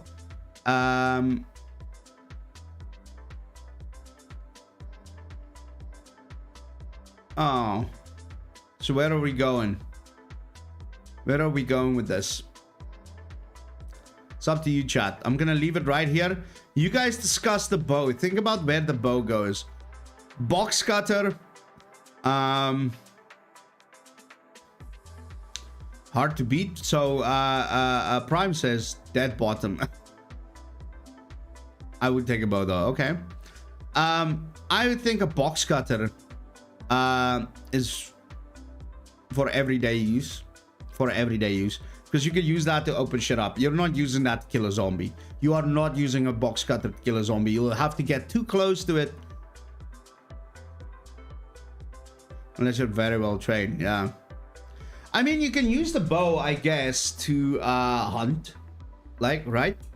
Like if you're out in the wilderness and you need to survive.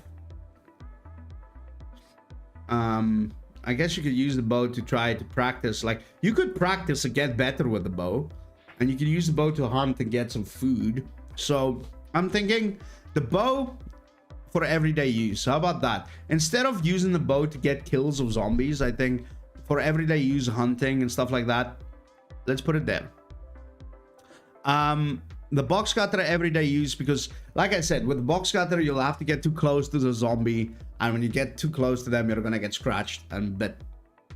You don't run out of ammo though.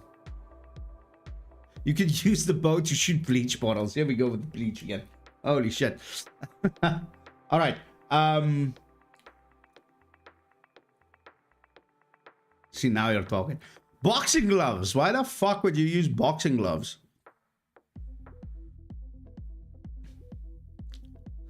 All I want is a secure rooftop, canned food, unlimited ammo, and a sniper rifle. Good to go. What happens if you run out of food and you have to go down to get more food or water?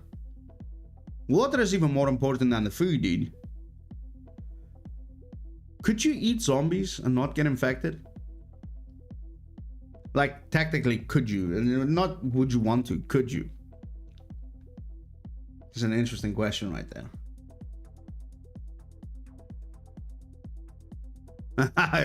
Boxing gloves to push them off, raise your morale, yeah.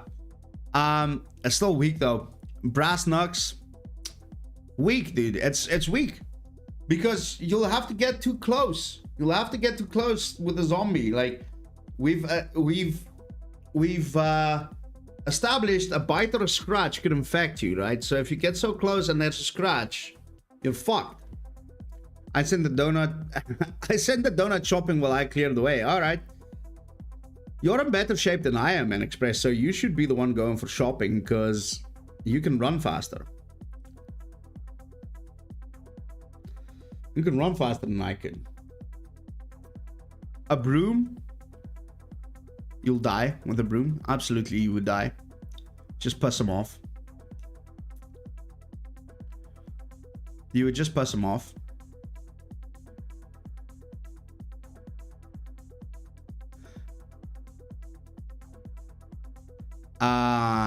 Knife, everyday use. I feel like, again, you're getting too close to the zombies with these things. So a knife would be more for like gutting animals that you've hunted. A cane, you would die. Didn't you call me 180 yesterday or so ago? What do you mean?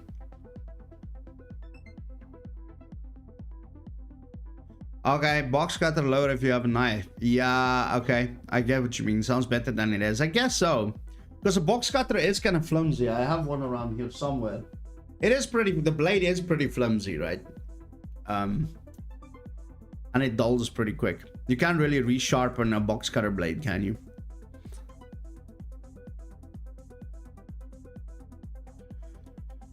Okay, here we go. Chain. What do we use a chain for? Swinging a chain and beating them with a chain? Sounds better than it is. Absolutely has to be. Sounds better than it is, right?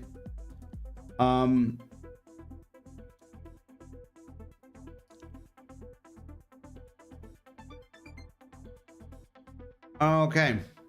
Let's go, let's go. Next one, chainsaw. Oh, fuck yeah. Chainsaw would be top tier. You called me old, Joe. Oh. I call you old all the time, dude. Doesn't mean I mean it. Put the axe head on the chain. That is insane. That is an insane idea. Put the axe head, or you could put the chainsaw on a chain. Just attach the chainsaw to a chain and just chainsaw highest. But no, I don't think the chainsaw is highest, to be honest, a Red Sixers fan, because of two reasons. Two reasons. Number one, gas. If gas runs out, if you run out of gas dries up, then it's pointless. Three reasons, actually. Three reasons. Number one, if gas dries up, if you run out of gas, a chainsaw is useless. Number two, it's heavy. And number three, four reasons actually. Holy shit. 4 reasons why the chainsaw is not top tier in a zombie apocalypse. No, let's do this. 4 reasons why the chainsaw... Wait, let's do this again. 4 reasons why the chainsaw is not unstoppable in a zombie apocalypse. All right, we're clipping this for TikTok. All right, so number 1, if gas dries up, you're screwed. Number 2, it's heavy. You can't be running around with that thing. Number 3, it's loud. It'll make a lot of noise, attract more zombies. And number 4, again, it's close quarters combat. If you get a scratch, you're gone. If you get a bite, you're gone. It's too close. It's too close. So that's why I would if I found a chainsaw, I would try to use it, but I don't think it's unstoppable. I don't think it's unstoppable. All right, here we go. I think it's still top tier though.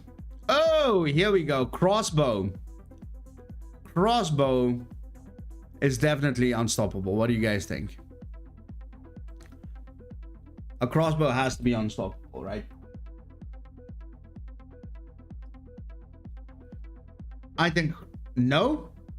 You don't think a crossbow is unstoppable? Where should it go?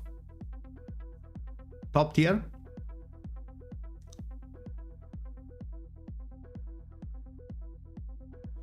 Because a crossbow, you just aim and fire.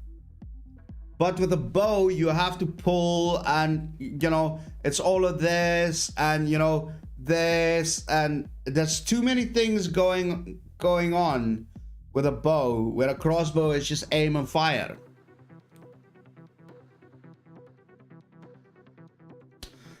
Too long to reload, also very tiring loading it. Okay, gotcha. Where do we go? Where do we take it? Hard to beat.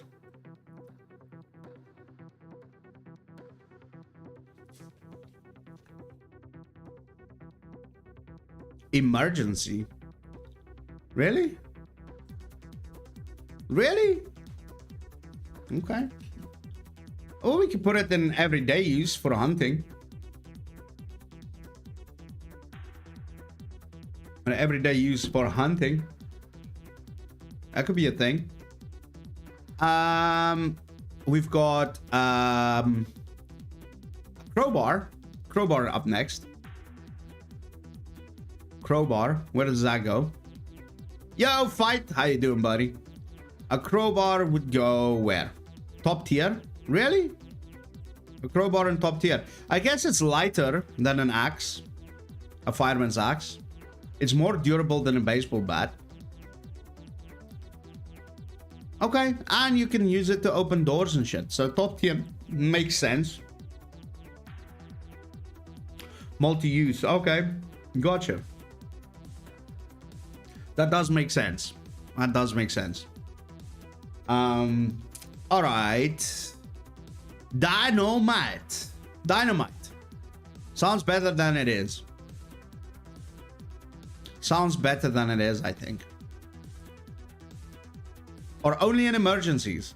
Like, you would only use dynamite in emergencies, right? I feel like explosions would only be emergencies. Like, I'm gonna put the grenade in there as well. Only in emergencies. You would think, like, a grenade would be unstoppable, but there's no way you have, like, 50 grenades. You probably just have 1 or 2, right? So you only use those for emergencies. I think, yeah, I agree. Your fist, you would die in a fist fight with a zombie. You would absolutely die. Because you would get nicked, and the blood would get into your blood, and before you know it, you have zombie AIDS. And that shit is real. I would hear the noise and it'll piss him off, yeah. Yeah, absolutely. Alright, now here we go. Next one, a flamethrower. Hulk smash gloves, yeah, the big green ones. Alright, flamethrower. Where do we put the flamethrower, guys? Flamethrower. Flamethrower. I feel like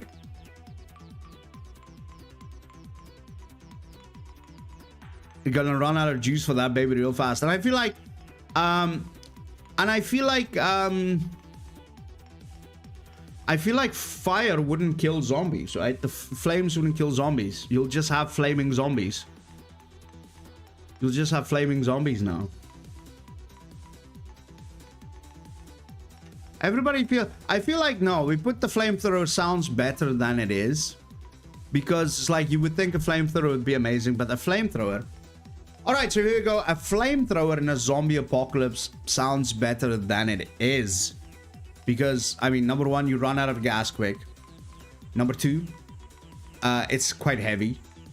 And number three, it doesn't kill zombies. Fire doesn't kill zombies, right?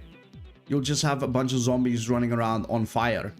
So now you have flaming zombies, which is not good for anyone. I'll put the chainsaw next to the flamethrower. Really? Sounds better than it is? I don't think so. Chainsaw is still top tier, dude. Still top tier.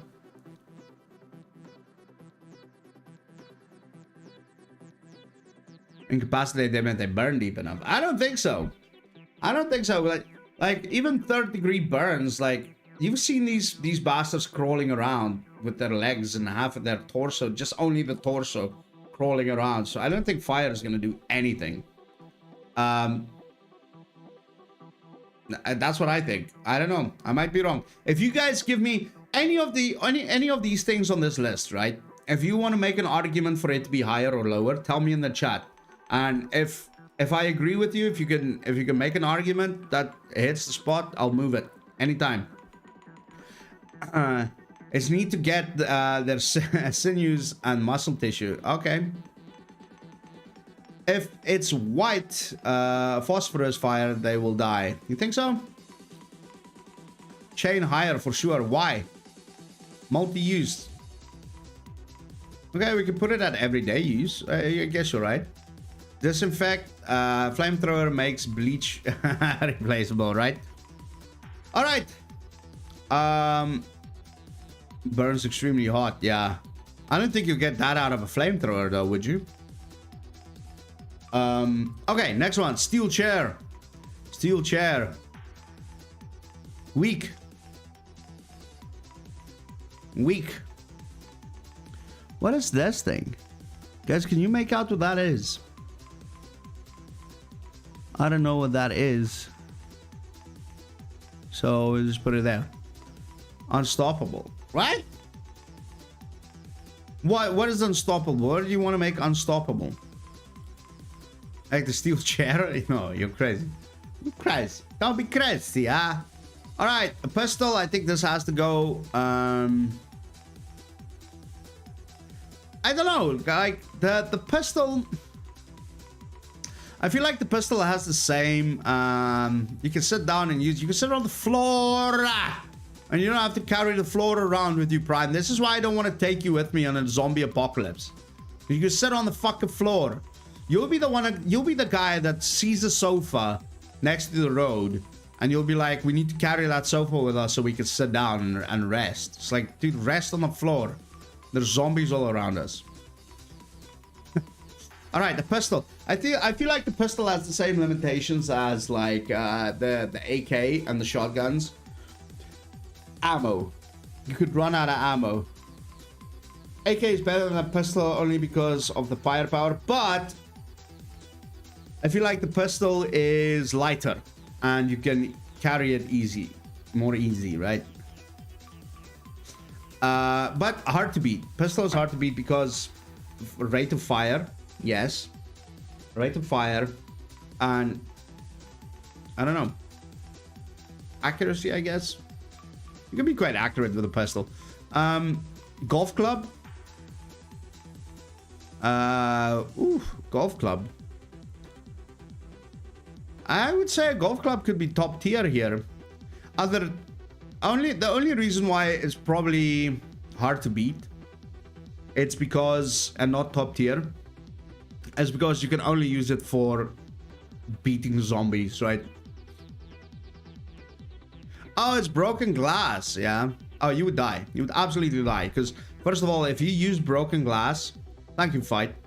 If you use broken glass, it's stab a zombie, you'll cut yourself. There'll be blood.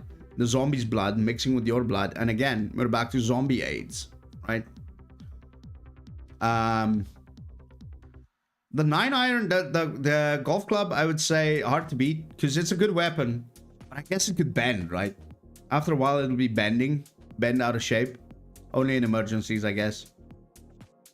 Zombies. There you go. Zombies, right? You don't want to get that zombies. Guitar. The golf club sounds better than it is. Okay. Guitar, you'd be dead. Because you'd be making a bunch of noise. And yeah, this is it. So... a guitar. Okay, so here we go. Let's do this. A guitar in a zombie apocalypse, you would die because number one, you'll be making too much noise. Number two, it can't be used as a weapon. And number three, you won't be killed by a zombie, but you'd be killed by a fellow survivor because you playing the guitar would be the most annoying thing ever. So yeah, definitely you would die. They'll move slower. Okay. No, play a slow, relaxing tune, they move slower. Really? I don't think so. I don't think that's how that works. I don't think that's how that works. An axe, a little short axe, I think. Everyday use.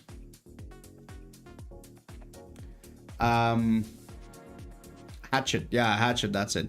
For everyday use, I think that's chopping wood and all of that nice things, but that's not really a weapon, I don't think. If it's either for everyday use or only an emergency, because again, it is very short.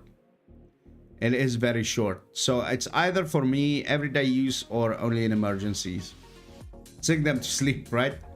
The best weapon on that list is the Swiss Army knife. Put put it at unstoppable. The reason is that it comes from comes with a MacGyver. There you go. Everyday use. Yeah, the Swiss Army knife. That's a. Do we? Oh, there it is. God damn, Swiss Army knife. Okay, guys, I'm gonna take a quick break. I need to run to the bathroom again, but then we're gonna do a quick quiz. So do not go anywhere. Yeah.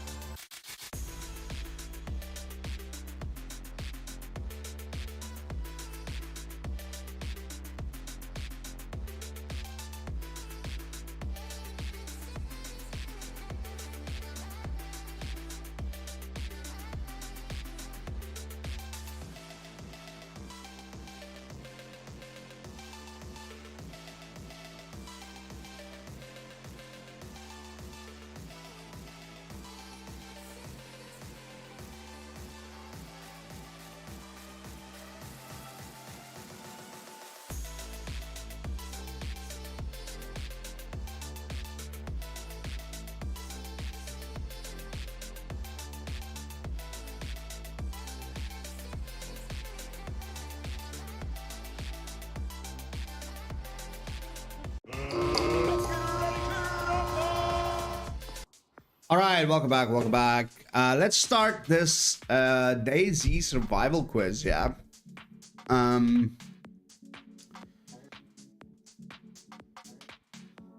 Okay, so what this is do you have what it takes to be a survivor? Do you know what to do to stay alive? Will you be a member of the undead? Let's have a look. I hope this works. Okay, boom.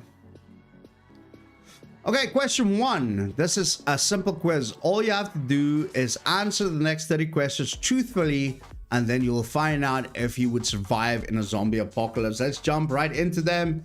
Here is your first question.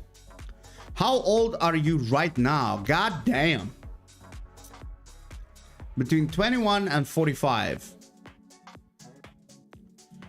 So I can dox me right here. With the food currently in your house, how long would you survive? A lot of rations also means a lot less risk at the start of all the rioting and looting. With the food I have in my house right now, I've got a lot of meat. I've got a lot of meat because I'm on the carnivore. At least 16 days. I've got a lot of meat, and I only eat once a day. So there's that. What type of area do you live in? Live in an average size suburb, small town, live in the city. Average size suburb, I would say. This is doxing me right here.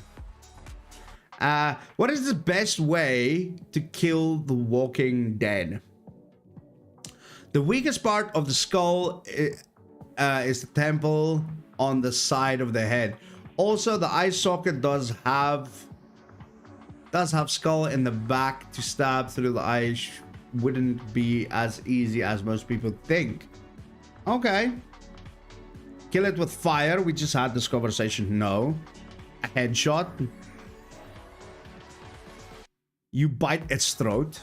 That would be prime prods right there. You bite its throat. He would be the guy to get off of his sofa that we've been carrying around for the last 5 days. He would leap off of the sofa and then try to bite the zombie in the throat. With love and the Bible in the hand. I feel like that's Sixers fan, right? And don't fight. Hide. Don't fight. Hide. I feel like if you This is it. I feel like if you don't fight, if you really don't have to fight, you should hide. Because number one, we're saving ammo, we're conserving energy, and we're minimizing risk, right? So we're gonna hide. And we're hiding. Yeah, easy. Let's say you're searching through an old, run-down gas station looking for food. You take a turn and unexpectedly get bit on the arm. Pushing away frantically, you notice it's a zombie. Your heart's racing and you can already feel a fever coming on. You pull out a gun and dispose of the oncoming threat, but then what do you do now? You die. You become the undead. You go to the hospital. You cut off the infected area off. Use whatever medical supplies you have to treat the symptoms and hope it passes. Oh shit. You die. You go to the hospital. Become the undead. Cut the infected area off. Dude, so that's cutting off your arm. But if you cut off your arm, you're gonna bleed out anyway, right?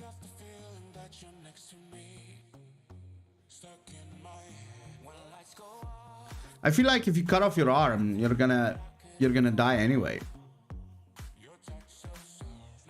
And there's no medical supplies you can. If you use the medical supplies you have, you're still gonna become the undead.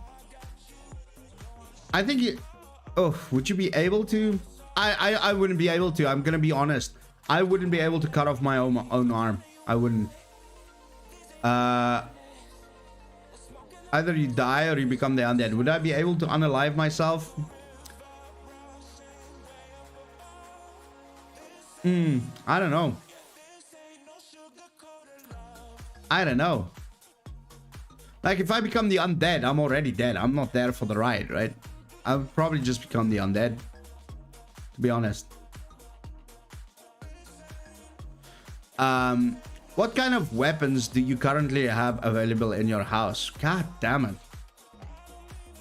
Some type of gun. I have a knife, bat. I have a bow. I'm too young for a weapon. I have a knife in my house. I do. Highest chance of survival. I don't think so. But that was probably the better answer. You're right. You should have at least tried the medical stuff, right? Yeah. I have a rocket launcher. Do you have special needs or take medication on a regular basis? I'm healthy with no medical issues. Okay. Do you have an addiction that is harmful to your body? No, I'm not an addict. Special needs, never. Well, Prime, you you wanted to take a sofa with us. So can you drive a vehicle? If so, can you drive an automatic or manual? I can ride a bike. Drive manual, drive automatic. I can drive both. It's a comfy sofa, right?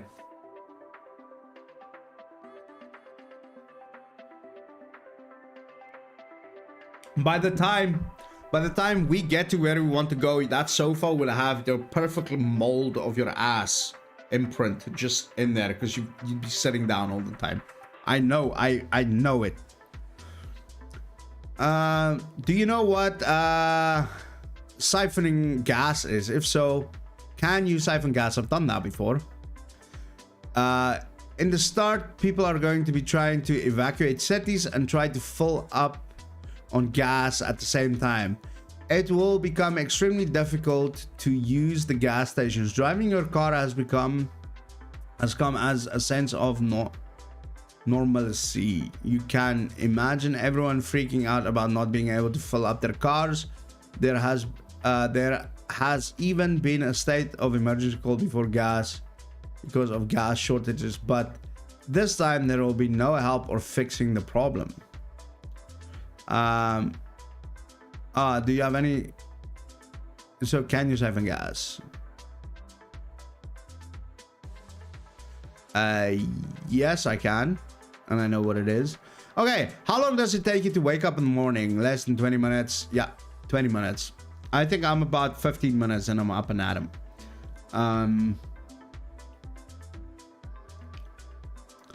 How do you describe your swimming capabilities? I'm about average. If you're looting a store, what food do you take? Meat, fish, microwave meals, candy, canned food. I feel like fish and meat would go off too fast. Microwave meals, nah, it's just not healthy enough. Candy, no. Canned food, you could store them, right? Hold on, zombies, I have to charge my Tesla, right?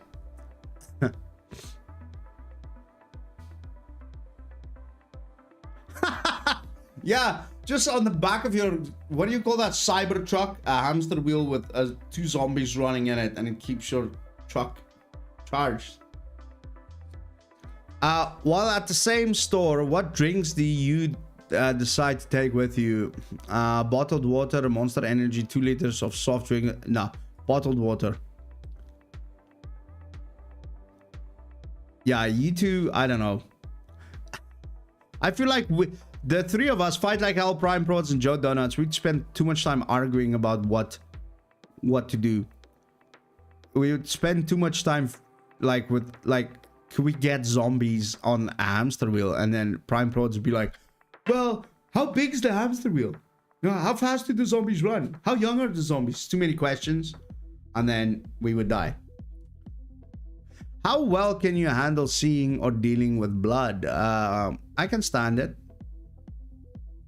I can stand it. Yeah, I can stand it. I'm not like super comfortable around it, but I can stand it. How would you describe your athletic ability? Oh, fuck me. What ability? How much do you weigh? The scale is in pounds.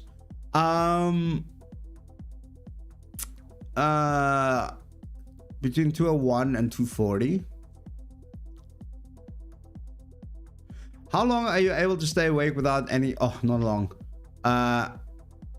Between 24 and 36 hours. We're really doxing you today, huh? Yeah, absolutely. Dude, I'm starting to fucking doubt this. Whether the stream was a good idea. How comfortable are you with camping? I love camping. I love camping, dude. Love it. Have you thought about a zombie survival plan? No. Yes, but not seriously. That's what we're doing now, yeah. They asked his age and his weight, right? Look, what's my blood type and my height and my address next? So my fucking social security number, my ID. What kind of group mentality would you follow in this type of world? When food becomes scarce, dude, I'm killing Prime. I'm killing and eating Prime. And bandits, looters, and the robbers are around every corner. Can you trust anyone to watch your back? I'll go on my own and just worry about myself. I'll hang with the family on this post-apocalyptic vacation. The community lifestyle was always my thing. I think I'll hang with the fam. Gotta catch me, big man. Alright. I'll fucking hit you with the... I'll hit you with the crossbow, and then I'll prove my point to you that the crossbow is a great thing. And then I'll eat you while you're still alive. I'll hit you in the thigh. I'll hit you right in the thigh so you can't run from me. And then as I walk up with my little butterfly knife, I'd be like, see what I told you? I told you the crossbow is a good thing. See what I mean? And then I'll start just carving pieces off while you're still alive. Dude, that's so dark. That is so dark. Holy shit. I'll take my couch and run it, yeah. I'll take the couch to go. How much medical experience do you have? Fucking 0. In the apocalypse, there will be no hospitals. I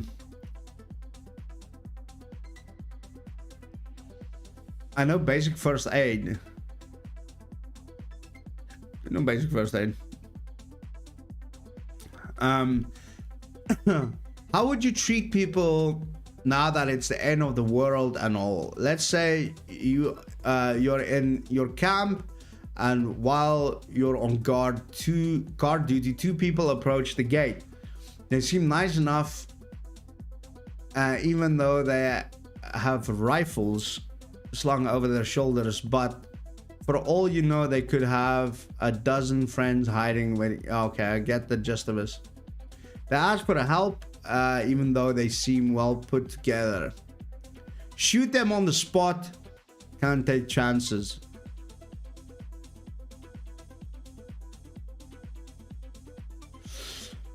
Tell them to go away, even though they could come back with more firepower. Let them in and take their weapons away. Not all people are bad. Let them in, but play it really safe and take any weapons away and keep guards on them all the time. Tell them they have to pay their way in. Chat, can I be honest?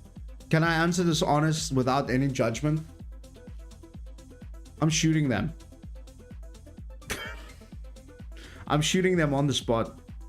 They're dead. And here's the reason for it. Number one, you can't trust people in this world. You can't trust people in this world. In this world of apocalypse zombie stuff, you can't trust people, right? Number two, I don't want to deal with people. I don't want to deal with the constant like worry, like what are those fuckers doing? Like what are they doing?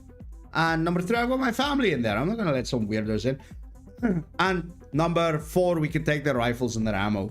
Boom, boom, boom. Easy, easy. Okay, here we go. What kind of vehicle would you be driving around in the zombie apocalypse? You can go for a motorcycle to avoid the cars jamming the road. You can go for the school bus. So a large group of people can travel all at once. You could take a... Yeah, we'll need a fucking school bus for the sofa.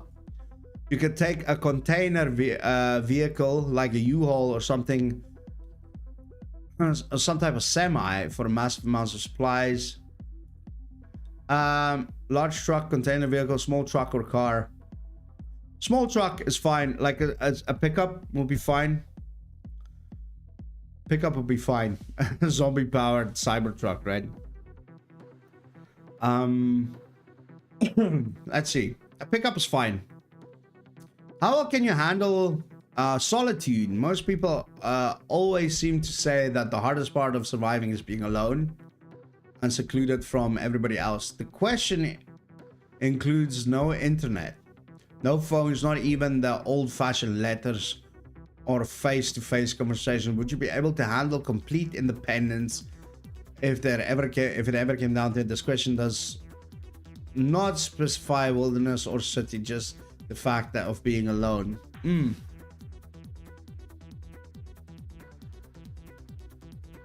Is the optimal choice, right? It's not too heavy on the gas.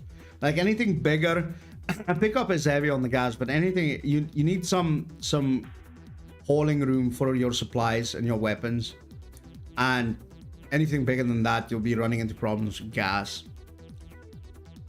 I'm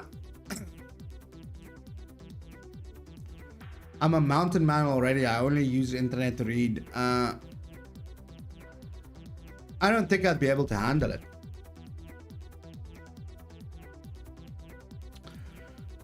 Weird question. The answers are a bit limiting though. I can go a day without talking to my friends and family. I can't go a day.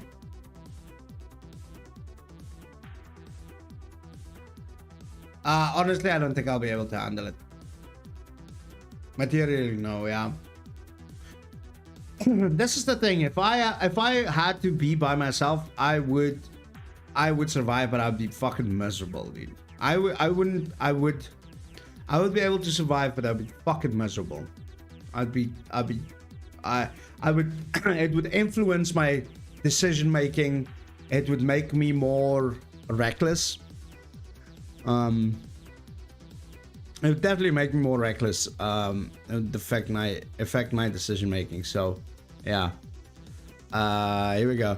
Where? Damn it.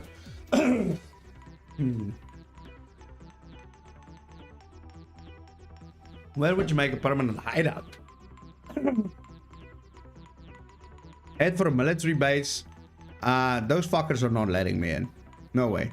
Go to the airport, on top of a mall or apartments. Camping out in the woods. Take refuge in an abandoned house. Why even leave my house? Seek help at a school. What? Camping out in the woods seems to be the way to go, to be honest. Camping out in the woods. Yeah, let's do that. Camping in the woods. Question 27. When given the chance, which of these weapons would you choose to use and keep with you? Muzzle loaded rifle, sword, lever action rifle, chainsaw, semi-auto handgun, axe, pump action shotgun, revolver, bow, or sniper rifle. There are 30 questions. We're at number 27. Sniper rifle. It has to be a sniper rifle, right? Because distance is key with zombies. Distance is absolutely key with zombies.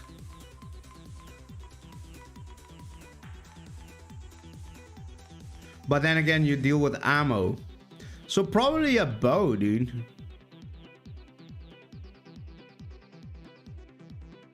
Probably a bow, to be honest, because I mean, if you run out of arrows, you can always make your own arrows. It's not easy to make your own ammunition.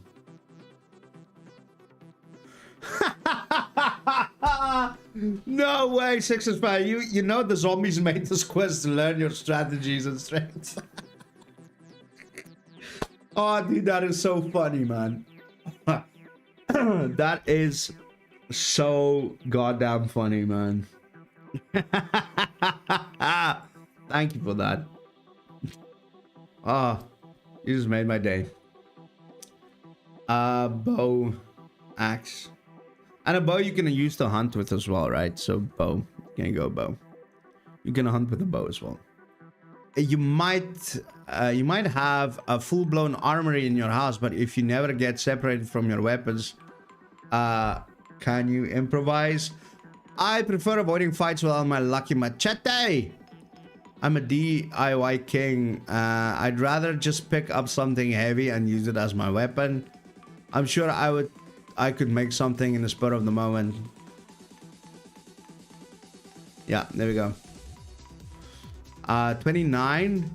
You've just scavenged a huge amount of supplies from an abandoned store, including some much needed food and medicine for the people back at your camp. They're dead. I killed them. Killed all of them.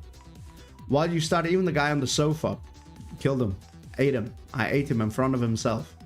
While you start to head back to camp, you're stopped by a group of survivors. They look menacing as hell, but there are only 3 of them. Well, only 3 that you can see. They demand you give them everything you're carrying or they'll kill you. You've got people that are really relying on you to bring back supplies back at camp. What do you do now?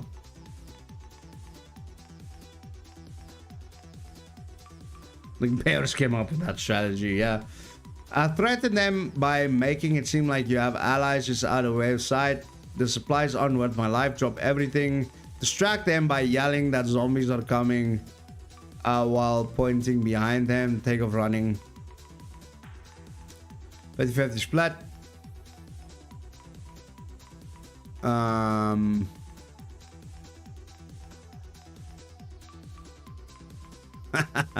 Start screaming for help. I think you do a 50-50 split. That's the best way. 50-50 split. You're looking... Last question. You're looking for some supplies in the basement of a bar when you hear the terrible sound of zombie moans heading down the stairs towards you. You have been around long enough to know that there are more than a dozen at least. You frantically look around for something useful. You see a couple of extra bar stools and chairs, an extra piece of metal railing, a chainsaw with a gas can over in the corner, probably used to trim the edges. You notice out front. You run over to the gas can and shake it. Thankfully, it's still some gas left. Finally, you open a cabinet. You see a shotgun with a small box of ammunition. You take one Last listen, and the zombies have started their descent down the stairs. Okay, here we go.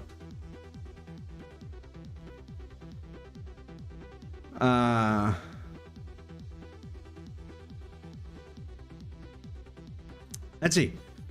I started throwing all the bar stools and chairs that are in the basement with you to barricade the bottom of the steps. No, because how the fuck are you gonna get out? Maybe I could squeeze in and hide in the cabinet where I found the gun. Nope. Pick up the shotgun and start loading it while taking position in far corner. Yeah, fill the chainsaw, gas, get ready to hack and slash your way out there. Take up arms with the metal railing and get into position at the bottom of the steps. Act like a zombie. I think you take the shotgun, obviously, to get out of that situation, right? And if you run out of bullets, you then go for the chainsaw. Okay, so here we go, guys. Our score.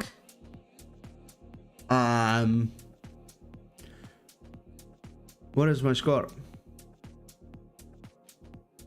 Where is my score?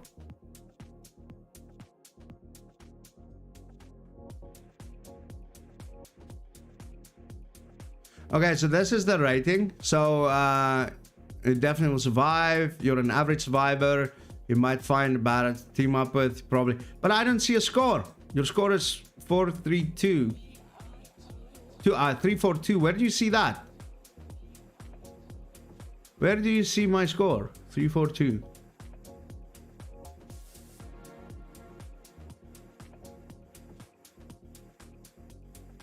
Oh, there it is. Fuck me.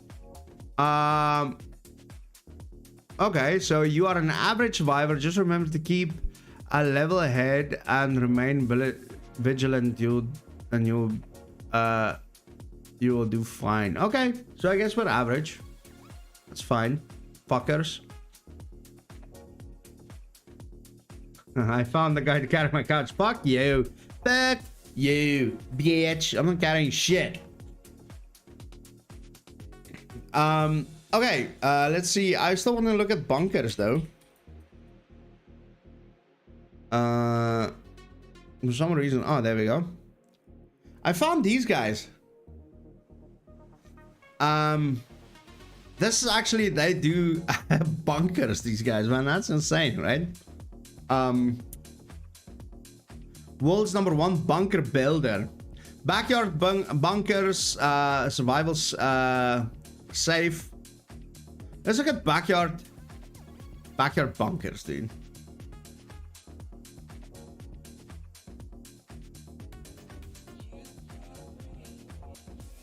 And come for you, get you with the sofa first. Yeah. All right, so these background bunkers are insane, dude. Oh, this is small though. Okay, let me kill the music. Let's look at these. Hey guys, welcome back to another episode of Atlas Survival Shelters. I'm Ron, owner of Atlas Survival Shelters, and you are looking at the world's largest bomb shelter factory. Now guys, I realize not everybody can afford one of these $200,000 or $300,000 bomb shelters, and the average family probably has a budget around $20,000 or $25,000. That's why I have created a precast bomb shelter that will double also as a tornado shelter and a root cellar that you can buy right now on my in-house Kickstarter program on a pre-order for $20,000. This shelter will have an NBCR filtration system. It will have a hatch. It will have a steel ladder. Then you can deck it out however you want. If you're going to do it as a root cellar, you'll add nothing to it. But if you want to deck it out as a fallout shelter, you're going to want to add the bunk beds, batteries, and a toilet. And then you could go down there for tornadoes overnight or for fallout in case we get nuked by the Chinese or Russians. I know, it's kind of crazy, but you know what? That's the world we live in. Let me show you the inside of the shelter and how big it is and how affordable it is for $20,000. So we're inside the shelter right now. I've got 2 grown men in here. Go ahead and stand up, you guys. Jump on the top bunk. Bunk so fast. Give everybody an idea what it feels like.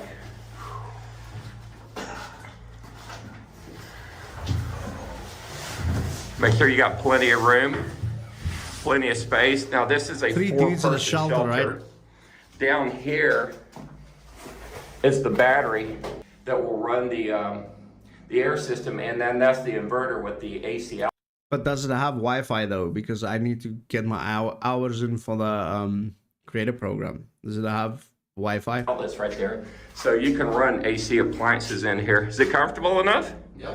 And of course, we have all the storage on the sides here as well, so they can put all their personal effects here. You'll have under the bed storage, but you're going to use some of that on the batteries over there. But you know, for a temporary shelter that you probably only have to spend anywhere from 1 to 4 days down here, look on up, guys, smile. Okay, so it's pretty tall, it's wide, it's spacious, you got plenty of room between the bunk beds. You got room for the battery. Yeah. Fight like Alan and Brian Prod's fighting off the zombies. Red Sixers fan is desperately trying to pull me away from the screen, and I'm like, dude, I got to do an ad read.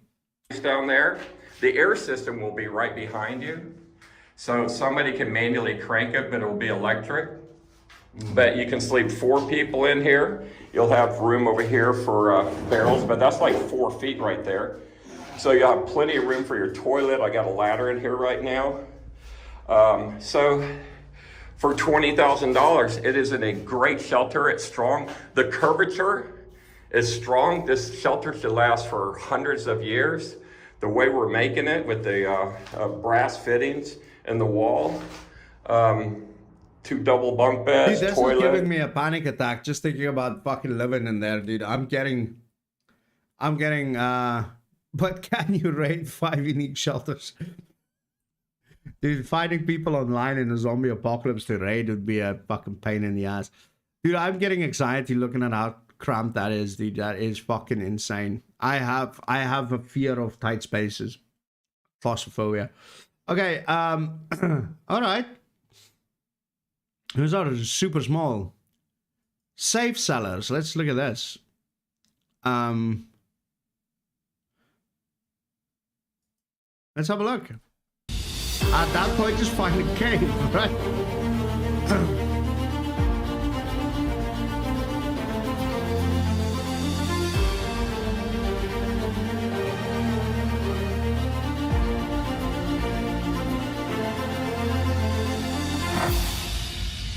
Is this actually a thing people do?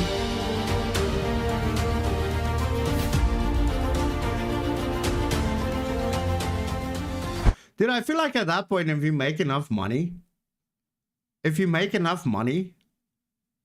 like looking at that bunker, just buy a plot of land and fucking bury your house like a mischievous little cat, and nobody would know you're there. Some damn liberal would be banging on the hatch, making sure you're not leaving your carbon footprint, right?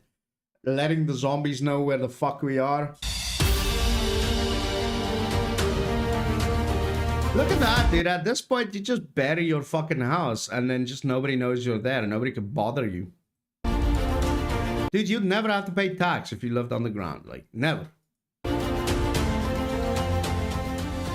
We're about to do this install. This one's very unique. We're putting now all the fucking neighbors see what a weirdo you are. a 10 by 30, 300 square foot bunker. I feel like they under need dry. to do the Amazon thing, like when people like buy like porn or whatever, they would send them in the black packaging. Like they need to deliver your bunker in the black porn packaging. Driveway.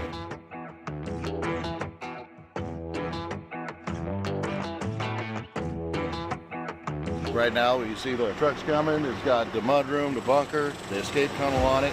The crane's going to come right behind it. So that bunker's going to come in and go past where our setting spot is. Then the crane's going to follow it in and lock it in there so that the bunker can back up to it. We can lift it and go.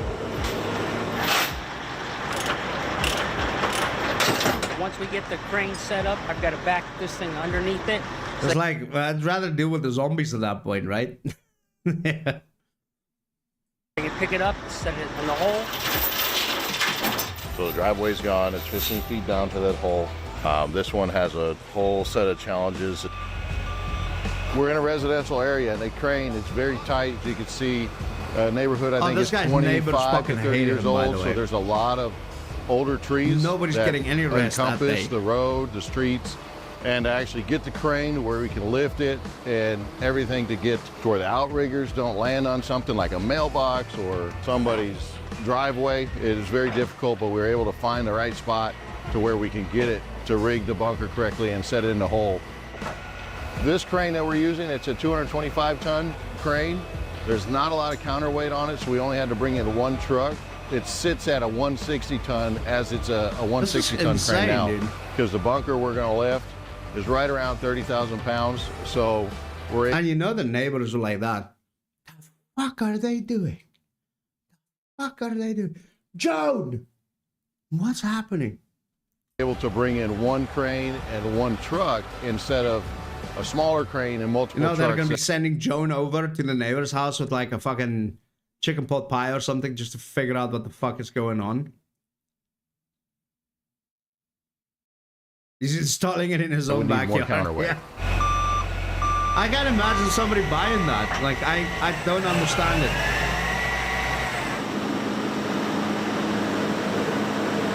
He built one. He used all of his family's money to build one. And then it wouldn't sell. And he's like, wait. I gotta pretend, do some fake marketing here. No honest person has money for this, right? This is what I'm saying. It's like, maybe the guy that wrote the movie about the girl with the machine gun leg, maybe he's the guy that bought this. This ad read is crazy. This side, this little opening is gonna face this way. The door on the other side faces the garage. I'm gonna get it up, get it kind of close to me. I'm gonna take it up tree, swing it over, get it down close to the ground, and I'll put it out there. It's really a place to start corners as well. All right, we're gonna come up. Yep. Coming up. Yep.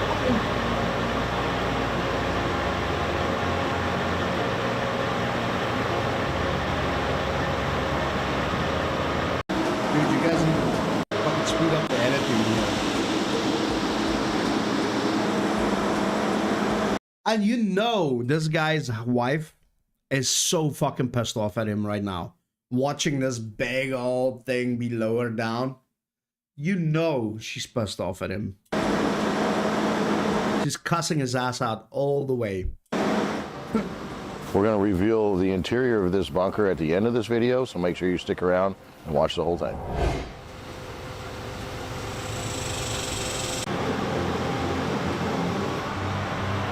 About half a foot and then they cable down in the hole. Coming down. Some guy gets it installed while wife is at work. So they have place to pay. Yeah. Yeah, that would be funny. Like, send your wife, and the wife's like, I gotta go see my mom. It's like, all right, I'll hold the fort down here for a week. Next thing you know, he's digging up the backyard, fucking having a bunker put in. Honey, I'm going out. I'm going to work. I'm working overtime. Meanwhile, he's popping out the fucking back door into his bunker. Coming down. I would like to see what the surface entrance looks like for this. Around it that they had to dig through, so they didn't make the hole much bigger than the actual bunker itself. And what about pipes? Like, is there no like water pipes and shit? So we have very little room to play with. We're pretty sure we got in the right spot. We're gonna find out when we bring the mudroom in. Then we can get the measurement for the stairs, and we'll know if we got to move it or not after that. There's no way. So we're going to cut holes in the mudroom so that we actually have rigging points from the top. The way that it was set up was to be belly strapped from the bottom, but in our situation, where it is close to the house, we're going to blow some holes. And then we'll be able to put our rigging on the top and then grab it from there.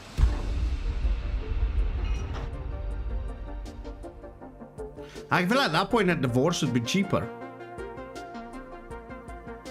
Like, instead of installing a $500,000 bunker in your backyard.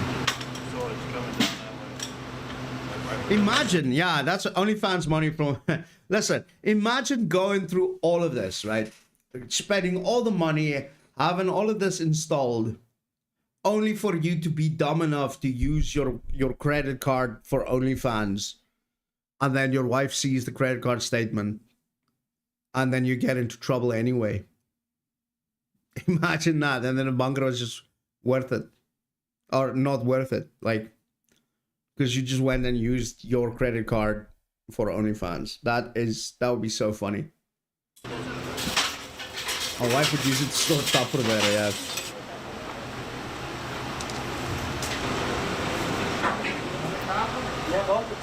While trying to level, there's an issue having it, and but This is annoying me. cutting legs for underneath Just the sheer stupidity of this is annoying me, like, to be honest. it. When we're doing the legs, putting them in to hold up the mudroom level before we take the tension off the straps.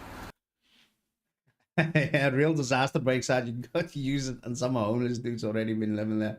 Yeah, or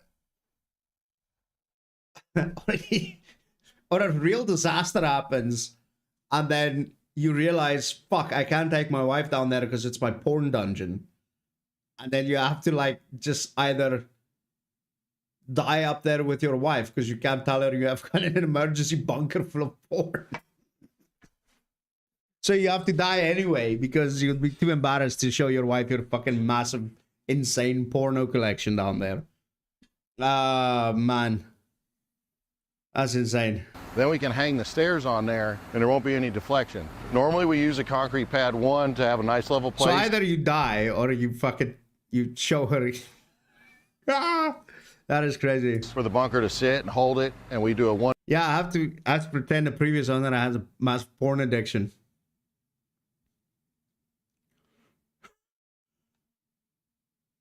Oh my God. 1-foot thick pad. It also acts as a ballast because we bolt that bunker down to the pad. So if you do have water in there, it's not going to come up out of the ground. Rock, make that okay, I want to see the end result real quick. More steep, which will shorten that day here, probably final day for instance, huge. And they move a lot of air. And actually the one in this is up to 50 people. It has enough on top, but the way it works is there's sand inside there, and then there will be earth on top. So if they ever have to come out, in the hatch below, it's like an hourglass. You let the sand out, it drains out, then you pop up and you pop your head through about 6 inches of soil like a gopher. So if you have a driveway, like a gopher, you can put a bunker underneath it too, but this one had rock underneath it, so it costs a little extra to dig it up. We'll take a quick tour inside it just for the fun of it. It's not finished though.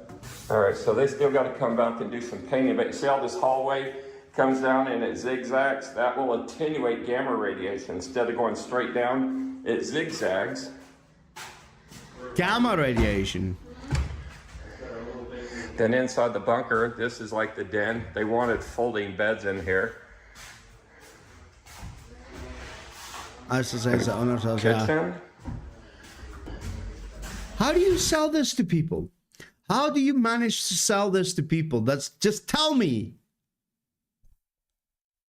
Who does marketing for this company? Because that guy we need him at Rumble. How do you sell this to people? One private bedroom.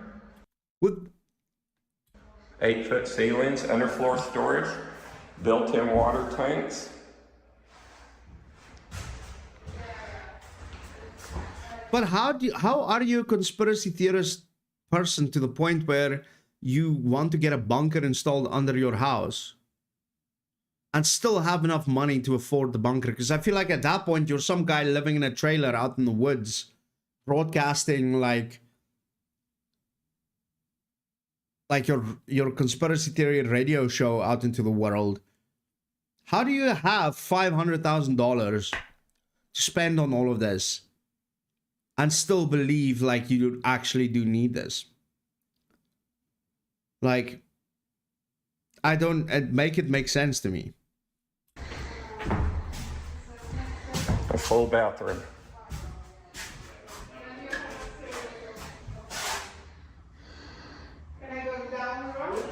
Sure. This is the panel that accesses the plumbing.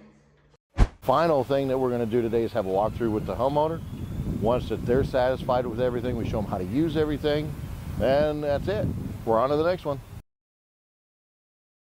Yeah, but that's just the thing now. Now the problem is this guy is what Sixers fan is saying. I'm visiting this guy and finding out what all his customers are. But the problem is like now you all your neighbors saw your stupid ass putting in this massive bunker. So if that really is a problem, they're all gonna come fucking bashing at your door. What if they can't get out? Yeah. So let's say a tornado flings a car on top of that door. Well, I don't know. Whatever. It is what it is. Okay. Well, let's do a couple more. The zigzagging hallway will. Yeah, I know, right? Gamma radiation. So let's build a zigzag corridor. Okay, guys, let's do a couple more of these. I'm hungry though.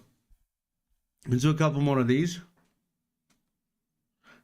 They would clog the air vents out of spite. Like if my neighbor had a bunker like that and they wouldn't let me in, I would first things first, I would fart in the air pipe, shit down the air pipe. I was gonna go for fart, but yeah, either way, and then clog it until they come out. They go, God damn, and then we'll pick one of these weapons and just knock them the fuck out and take their bunker. But then we have to live in the poop bunker. Then we have to live in the poop bunker. So there's that. That's what I'm saying. Fart down the air pipe instead of pooping. Because if we do manage to smoke them out, if we smoke them out with the farts and they open the hatch to hit them with something, with the baseball bat or whatever, or with the chainsaw, and then we can let the fart kind of breathe, clear out, and then we take the bunker. That's what I'm saying. All right, let's go for a rock. What are we doing with rock? You would die or weak? I think weak. Because again, you have to get too close. You have to get too close to use a rock. What else do we have here? You think you're dead with the rock? I say if you could get one shot, you'd be okay. Sniper rifle is top tier, except for the ammo. Sniper rifle, I think, is top tier, except for you could run out of ammo. And it's no use for short range. Let's do one more. Last one, guys. Last one. Let's do the shield. That's something a little bit different, right? Let's do the riot shield. Where are we putting the riot shield, chat? Where are we putting the riot shield?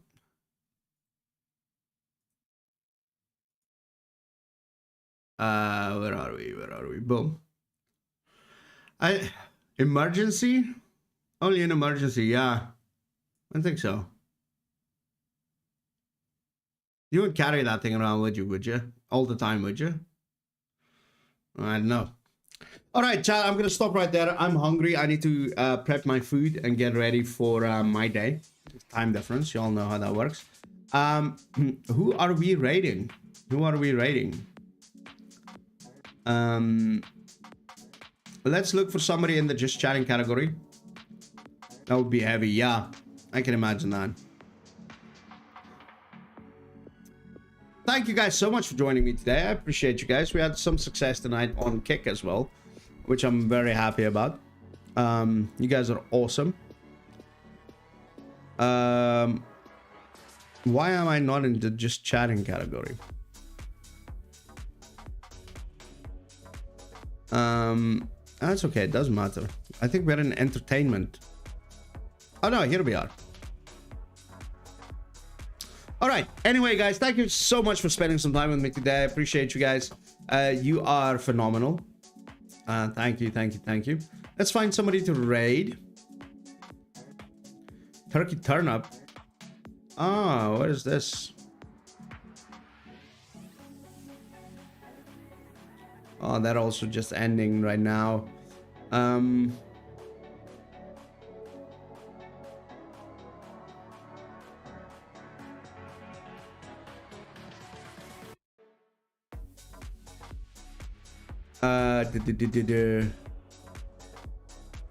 What's happening over here?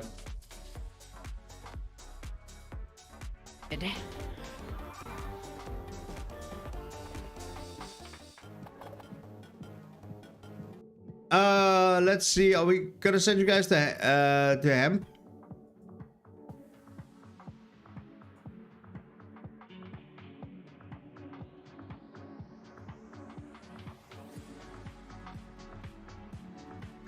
Smay is in here. I like Smay. I have unlocked all the characters, but I do not.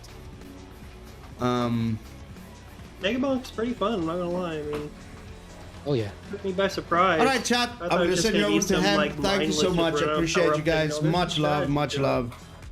For sure. Let's go. I'm just trying to get used to using the cursed tome now, trying to figure out when is the best time to start. Have a beautiful buffing that day, up, guys. 'cause- Stay safe, and I love you You guys. need to buff it up in order to get plenty of monsters. Let's go share some Rumble Love. Let's go. Let's go. Yep. Cheers. That's what I've been working on. Hey, wait, hold on. I got crowned also. We doing a cheers? Cheers. Cheers. Cheers.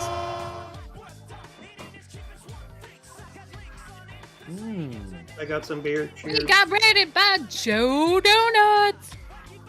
Yeah, Joe Donuts raid. All right. Come on. I can't hear my sound bites. Makes me sad. Sorry, I had a shot in my mouth. I was trying to use it for pain killing at the same time. You know, Gotta it's great for tooth pain. Swish and roll. Thank you for the raid, Joe. Joe. Hello, Joe. What do you know? I'm dying. Name that movie. Me too. It's okay. Hey, Joe, what do you know? It is AI. Yeah. Love that movie.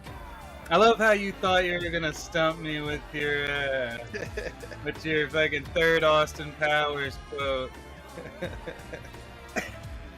It's like, nah, that's when Mini-Me was talking to Zafaja. It's like a baby's arm holding an apple. That's creepy. Whoa, whoa, whoa.